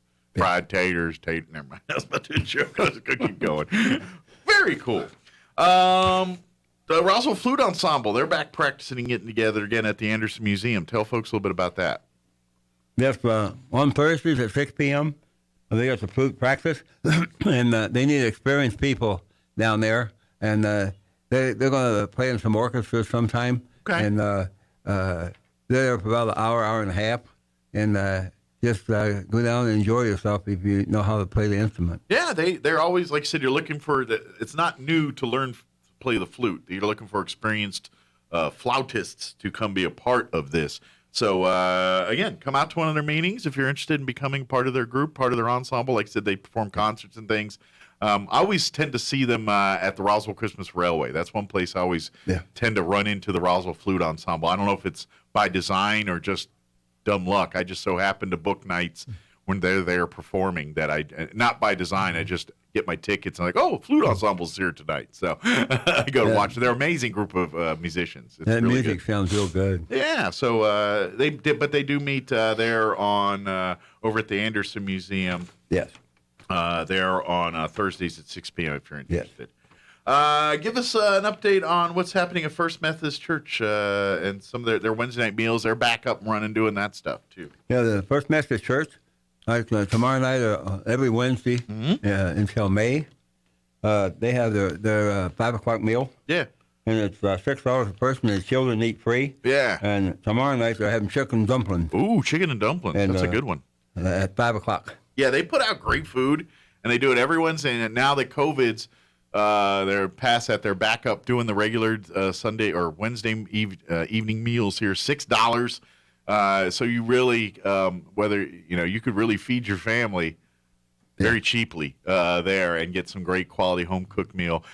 You're under no obligation to hang out for services. You if you love to, you're more than welcome to, but you can eat your meal and then go home and finish your day or whatever you want to do. It's entirely up to you. If they got the leftovers, you can go back and get second. Yeah. And also they have the carry-offs also for $6. Okay, very good. So if you got to eat and run. But, First Night Methodist Church, they've been doing that for a long time. And they got their and, of course, speaking of food and donating food, they have their pantry out there on the parking lot. If you'd like, come while you're there, enjoy a meal, maybe bring some canned goods to put in that pantry. And that's another great way to serve that. People just come and go. That's a help yourself pantry. If you need food and there's food in there, you're welcome to it. If you'd like to donate food, and there's usually a good group of people that kind of monitor that and keep supplies in there at all times. But by any means, if you come out and you're like, hey, let's get some chicken and dumplings, let's grab a couple cans to put in the food pantry while we're there. Be a great thing to do, too. So, very good. Let's talk about the Kiwanis, their meetings. Talk a little bit about that. The Kiwanis Club meets the second and fourth Tuesday of each month at Cyril's Mexican Restaurant. Cerritos. 2103 North Main Street. And it's 575-565-8800 for more information. Okay. Very good. Yeah, come out if you want to be a Kiwanian. Just come out to their meetings. They meet there on the Tuesdays there at Cerritos. So come and have lunch and be a part. Of course, their big project right now is the all-inclusive park that they're working with, partnering with the city, raising money for that. That's kind of their big thing right now. But always looking for new members to be a part of that. Talk about the Tucumcari Rawhide Film Festival coming up here later this month. Yeah, the Tucumcari Rawhide Film Festival. It's until March 30th. Two of them. One's April 29th and May 1st. And for more information, get filmfestival.com. Very good. So if you love seeing local films and seeing films, as they hope to make it big, come check out the Tucumcari Film Festival here at the end of the month. Let's talk about the Garden Club, their March meeting. And when they're meeting. Yeah, the Garden Club is March 10th at 9:30 a.m. at Historical Society, 208 North Lee, and anybody's welcome to go there.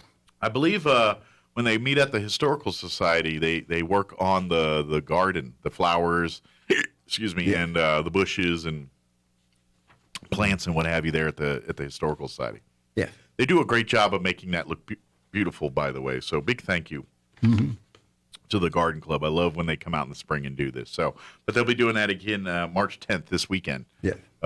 When is the 10th? Is that Thursday? Thursday. They'll be out there this Thursday. So during the week. I'm sorry.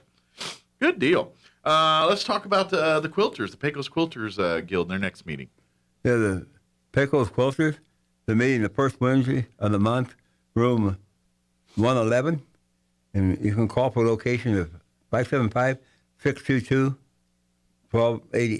Okay. So if you're into quilting or want to be a part of the guild or want more information about it, reach out to them or come to one of their meetings and talk a little bit about it. Yeah. Let's see. Let's talk about this event happening Artesia. Who's this? I'm trying to Friday and Saturday main event here in Artesia, April 1st, 2nd. Yeah, they got on April 1 and 2, Friday and Saturday, the main event. Friday evening is the Heritage Car Show. Oh, and yeah. Cruise Heritage Plaza. It's a Cruise Heritage Plaza. Yeah, that's fun. And for more information, go to Facebook/event page. Yeah, their car show, they do a cruise Friday night. And they'll cruise up and down the main street there in Artesia. Very informal. It's not like a parade. It's just they get the old cars and they start just cruising up and down the strip. And then Saturday, they'll be there at the Heritage Plaza. Yes. And, of course, it's back. They took a couple years off for COVID here. But that's a big car show. They usually get close to 200 cars that show up to this event. And so I imagine if they get even half that number this time, which I imagine they're going to get more because it's a while, but if it takes, COVID and everything, it might take some. But they get 100+ cars out there. It's really cool. If you're a car person, you definitely want to make sure you go out to the Artesia Car Show. And it's it doesn't. I don't think it costs anything to just go and. I mean, to enter it costs. If you got a car and you want to contribute, if you go to their Facebook page, you can find all that information out. But if you're just wanting to come and look at the cars and all that on Saturday, that it's free.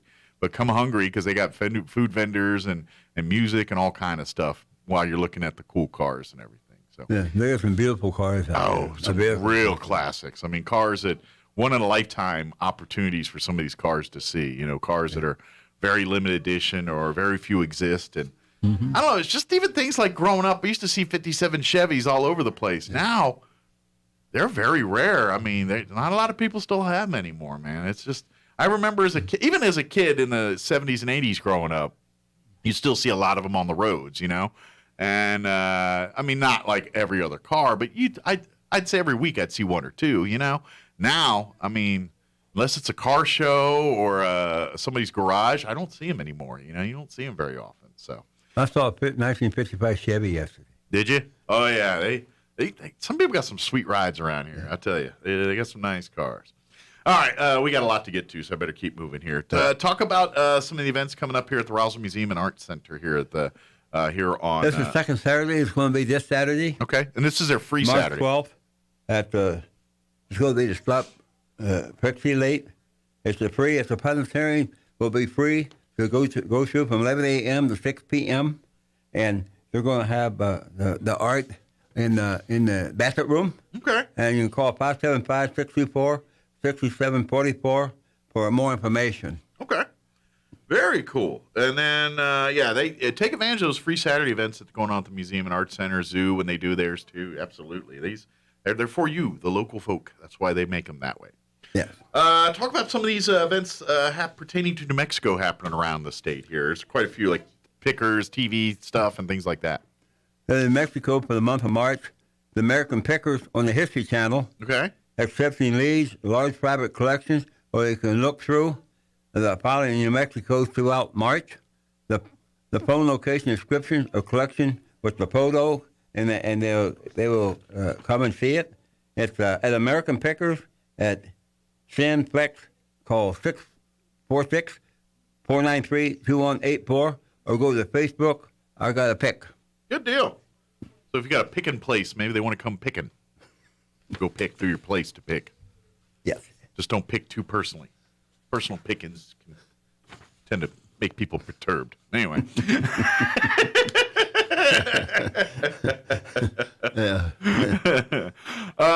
Moving on here, March 26th, the Baton Death March is happening here, and of course, Chaves County. We got a great group getting involved. Talk a little bit about this, the Chaves County Baton Death March. Yeah, it's been changed. It starts at 7 a.m.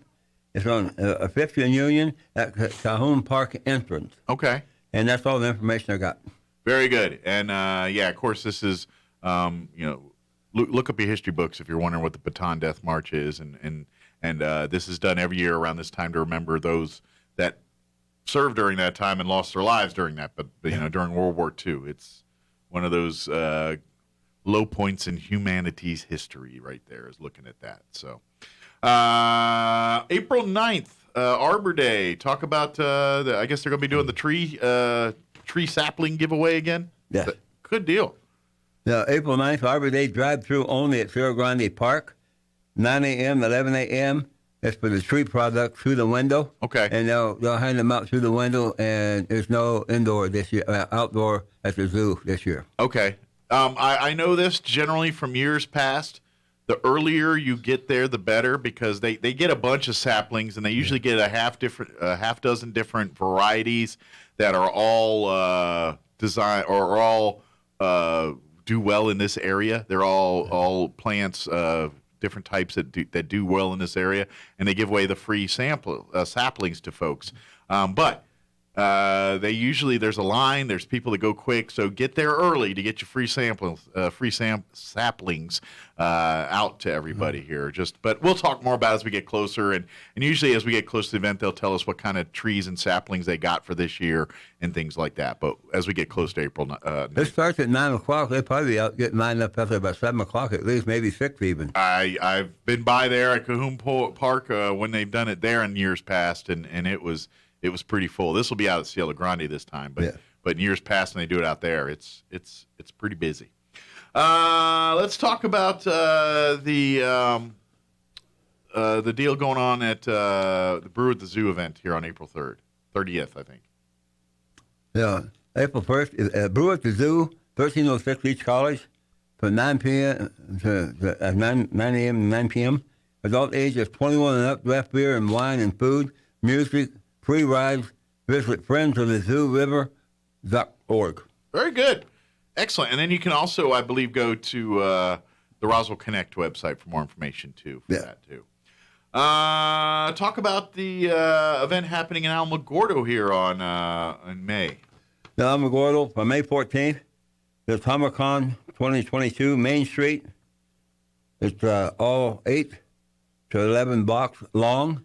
Costume, they got a contest, music vendors, and a food truck. And go to newmainstreet.org. Okay, very good. So if you're interested in that. And then, of course, Roswell Museum on the first Saturday, I'm guessing of April, they've got an event coming up here? Yeah. The first Saturday, 1 to 4 p.m. It's going to be the Bronkley hosting free, reservation required. And it's for the mount table and the game day. And for more information, 575-64-6744, and it's going to be a lot of fun in there. Very good. Excellent. Of course, now that the weather's getting warmer, we're going to start seeing some golf tournaments and stuff coming back here. ENMUR Foundation's having their annual golf tournament here April 9th, and this is one of their big fundraising events for their scholarships for their foundation. Yes. Good deal. So you can sign up at the pro shop there. Or reach out to ENMU about signing up there. Yeah. Milkman Triathlon. We were just talking about this earlier. Dexter, give us some dates and everything. June 4th. It's going to be at Lake Van, and there's actually Milkman, and that's a lot of fun down there. Yeah, it's pretty cool where they swim. It's it's the triathlon. They swim, bike, and run. And it's very athletic people. You get people that are serious, and then you get some that are just fat and slow like me that do it for fun or to kill themselves. I'm not sure which, but they get to. It is a lot of good. It's a good time. But mark that on your calendars for June 4th at Lake Van, the Milkman Triathlon. Yeah. Of course, diabetics cooking classes are being resuming here now through March 15th. Is this through? These are through the Chaves County Extension Office, right? Yeah, that's when me and my wife's going. We have a borderline diabetes. We're on medication, both of us. Okay. And it's tonight starting, and it's going to be March 8, 15, 22, and 29. And it's from 4 to 6 p.m. And they do the diet food and the cookings and stuff. And it's 200 East Chisholm, number 4 suite. Very good. Yeah, they do a lot of great stuff over there. All right, let's talk about fitness and exercise going on at the Joy Center here. The Fitness Exercise Joy Center, 1822 North Montana. It's a 10-week session for maybe 25 people. You have to go 3 times a week for 1 hour, and it's free at 575-317-3503. Cool. And it can help you out quite a bit. Yeah, take advantage of the free fitness classes and things for. Is it seniors or anybody? It didn't say. I guess anybody could go. Okay. I just know we talk Joy Center. It's usually seniors that do stuff over there. Let's move on to the photo contest here. Tell us a little bit about this. Yeah, the photo contest, it's going to be from Roswell, Denby, and Alamogordo, and Silver City, and Las Cruces, and Crucial Consequences for the outdoor photos. Okay. And they're going to be, you can go to Facebook.com, and it's going to be with the science, and you get prices for the best photos and the grand prize at the end of the contest. Okay. Very cool. So get for you photographers out there, start getting your photos together and getting them ready for the contest here and win some prizes and whatnot. Yeah. Cool. Let's talk about the event here at the Anderson Museum. They got the floor designs and the museum, the free garden club at 2022. Okay. New Mexico State Flower Show. Oh, nice. You can call Pat at 575-326-98400. Very cool. So get your flowers on and stuff at the Anderson Museum there for that for their event there. Mm-hmm. And then moving on next here, we got the Roswell Museum Space Foundation. Eric Garcia, tell us, he's doing a lecture. Tell us a little bit about this. Yeah, Eric Garcia's a lecture at Roswell Museum, The Space Invaders, Friday from 5 to 7:30, and it's free. And it's going to be, one of them's going to be this Friday, and then it's going to be April 24th. And for the phone number is 575-623-5600. Okay, very cool. And, of course, Rise with Roswell, the Chamber of Commerce annual event, is back and happening in person this year. They had to cancel the last two because of COVID, but it's back and happening, and you can still get tickets or sponsorships available for that as well, too. Just call the Chamber. Yes. For that one. That's a good one. And they got some good guest speakers and everything this year, too. So let's see. You want to talk a little bit about what's this event here at the rail? The Roswell Breakfast. Oh, okay. Go for it. Yeah, March 24th, the Roswell Breakfast at the Eastern New Mexico State Fairgrounds, 6 a.m. to 8 p.m., 8 a.m. rather. The speaker is Tim Moffett, and for tickets, you can call 575-623-5695. Yep, and the Chamber's looking for more sponsors and stuff, too, so if you're able to be that, reach out to that number, and they'll take care of you. Talk about the Smokin' Rail Show? Is that what that is? Okay, Tell us a bit about this. Yeah, April 23rd, the Smokin' Rail Showcase at 301 North World Road, 10 a.m. to 5 p.m. All kinds of things for the sale. Okay. You can call 575-623-1899 or 575-910-9200 for more information. All right, good deal. All right, we got another page to get through and not a lot of time to do it, so let's kind of go through fast and furious here. Let's go with the event here on May 1st. Convict Pearson Auditorium, May 7th. It's going to be at 7:30. The choir's going to be there. Okay. The Roswell Symphony Orchestra.com for more information. And there's going to be a lot of guest singers. Beautiful. So RSO and all that's part of this event, too, for this concert at the Pearson. Very good. And that's May 7th. May 7th. Yeah. Perfect. Good deal. Let's talk about the event happening at the Artesia Library here, their Sing-a-thon. Yeah, Artesia, the Sing-a-thon is going to be in the Artesia Library. For more information, call 575-746-4252. Very cool. And then here, number 34, the event on March 22nd, April 19th. Something, I can't read it. It's going to be free municipal art show. Oh, okay. At Carlsbad, and it's free. And the number is 575-887-0276. Okay. And then for you foodies out there, I guess Albuquerque's going to be doing a food truck festival there March 26th. Yeah, we're going to have the Draft Beer Festival. It's called 6th Annual. Okay. And the Balloon, it's going to be at Balloon Museum. Oh, the Balloon Park Fiesta. 9201 Barkham Museum Drive from noon to 5 p.m. You can visit foodtruckfestivalofamerica.com. All right, so beer and food trucks all out at Balloon Fiesta Park that weekend. Yeah. Cool. Let's talk about the event in Alamogordo, May 7th and 8th. Yeah, May 7th and 8th. The Legacy Liberty Art Show and Open House. The 49th, the Wing Leadership 75th Annual Open House. And it's Holloman Air Force Base. Okay. You go to Facebook, event page. So 49th Fighter Wing, that's Holloman Air Force Base. That's part of their big group, which breaks down into the different squadrons and everything. But, yep, the 49th, that's Holloman. Yep, who was there when I was there. It was long before and long after, so very cool. Let's talk about the meet and greet with Tim Tebow happening in Artesia here on April 2nd. Yeah, Tim Tebow, he played in the NFL a few years, ex-NFL quarterback. Going to meet us at the dog pit. That's the Bulldog Pit? Yeah, the Bulldog Pit, the basketball, where they play basketball there. Yeah. At 7 p.m., April 2nd. And they have have tickets to get in, but they're free. To get the free ticket, call Artesia Chamber of Commerce, 575-746-2744, and they'll give you more information. I would imagine if you want to go to that event, you need to get tickets now. Like I said, it's free show, free tickets. And the pit does hold a lot of people, but I would imagine it's going to be standing room only when Tim Tebow's here to speak. There's a lot of folks that are going to want to hear what he has to say. So if you're interested, I wouldn't wait too long on getting tickets there. All right, we got a couple more things we want to announce here. The event in the Ruidoso, with the event at the Ruidoso Convention Center. Talk about that in April. It's going to be the Ruidoso Art Festival. That's the Ruidoso Civic Center. From July 22nd to the 24th, artists from all over the country is going to be there.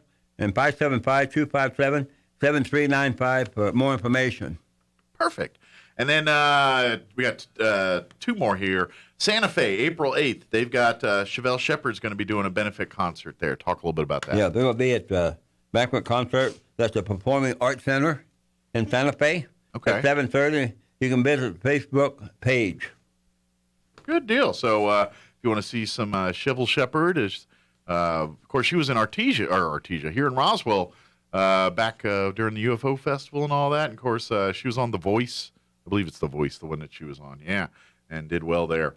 Finally, got one more event talking about the Albuquerque Music, their 35th, awards event, annual awards event here. Yeah, they got the Albuquerque Museum Awards, the 35th annual at Sandia Resort and Casino. The tickets are on sale soon. Visit Facebook on that.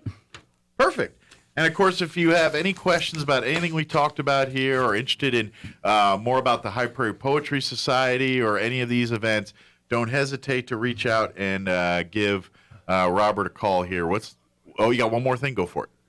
I went to Gateway, the girls basketball, and they're playing the state tournament tonight at 5 o'clock in Albuquerque, and their record's 21-1, and we wish them all good luck. Oh, we absolutely do. Tonight. Absolutely, yeah, and congratulations, Goddard boys and girls. They wrapped up their seasons this weekend in the playoffs here. They got losses there in the first rounds of the playoffs there, but nonetheless, congratulations on a great season. I know they wanted to go farther, but now they're all looking at baseball. So, well, the Invaders are coming back in May, and I appreciate Mike for letting me come on the air. And anytime. It's a lot of fun. I enjoy it. We do appreciate you coming on and visiting us here, and we look forward to our next visit. So, don't work too hard, okay? Yes. All right. It is 9:55. We got to take a last little break here before we get kicked off the radio. So let's do this. Chaves County Sports Update, Town Hall Business Update, and then a quick break before we go. It's time for the Chaves County Sports Report. It's state quarterfinal time for the Gateway Christian girls basketball team in Class 1A. Gateway Christian is the 5th seed overall, and they are 18-2, but they are taking on a team that they've already played this season and lost at home to. Number 4, Melrose. Melrose is 20-7 overall. These two teams hooked up back on February the 18th, and that was in Roswell. Melrose won that game 43-36. Obviously, we're going to keep an eye on that. We've also got some baseball going on today, too. It's NMMI, the Colts, at 2-0. They'll be taking on Ruidoso, a team that's also 2-0. That starts at 4 o'clock today. The NMMI baseball team got their season started by blowing out Hatch Valley on Friday, 20-1 and 14-4. The Sports Report brought to you by DSI. Call DSI for all your office technology needs. I'm Eric Butler at Roswell's Talk FM 106.5. With the Wall Street Business Report, I'm Rich Thomason. As Wall Street struggles for a rebound from recent losses, price of gold is soaring, rising 2%, the price of the precious metal topping $2,000. International energy giant Shell announcing it will stop buying Russian oil and natural gas and will shut down its service stations, aviation fuels, and other operations in the country. Danish toy company Lego reports net profits increased by more than a third in 2021, coming in at $2 billion. Sales rose 22%, revenue grew 27%. Google is bolstering its cloud services with a $5.4 billion acquisition of the cybersecurity firm Mandiant. That same firm reports that hackers working on behalf of China broke into the computer networks of at least 6 U.S. state governments over the past 12 months. For the Wall Street Business Report, I'm Rich Thomason. Over the next several weeks, we want to give you 5 key elements to a great marriage. This is taken from an article by Drs. Les and Leslie Perot. Hi, this is Pastor Troy and Julie Smotherman for The Joy of Marriage. The first one is ownership, taking responsibility for the good as well as the bad. 1 Corinthians 11:31 says, "Judge yourself so you won't be judged." It's talking about the judgment of God, but it also applies to our relationships, especially the ones that are closest to us, like marriage. If you'll just take responsibility for your own actions, it's so much easier for our spouses not to have to point out and criticize us. So we have to take responsibility for our actions and our reactions, our attitudes and our mistakes. You know, most people would learn from their mistakes if they weren't so busy denying them. You aren't responsible for what your spouse does. You are responsible for doing your part. So just decide today to do your part and take ownership.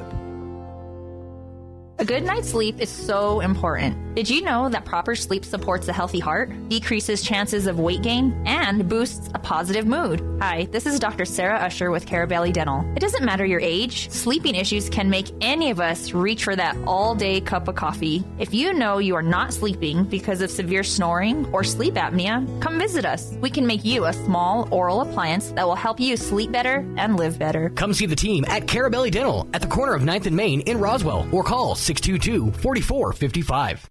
Here's a Mornings with Mike Winters fun fact.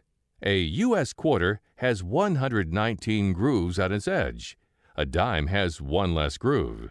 So by definition, that makes a dime less groovy. Here's Mike Winters.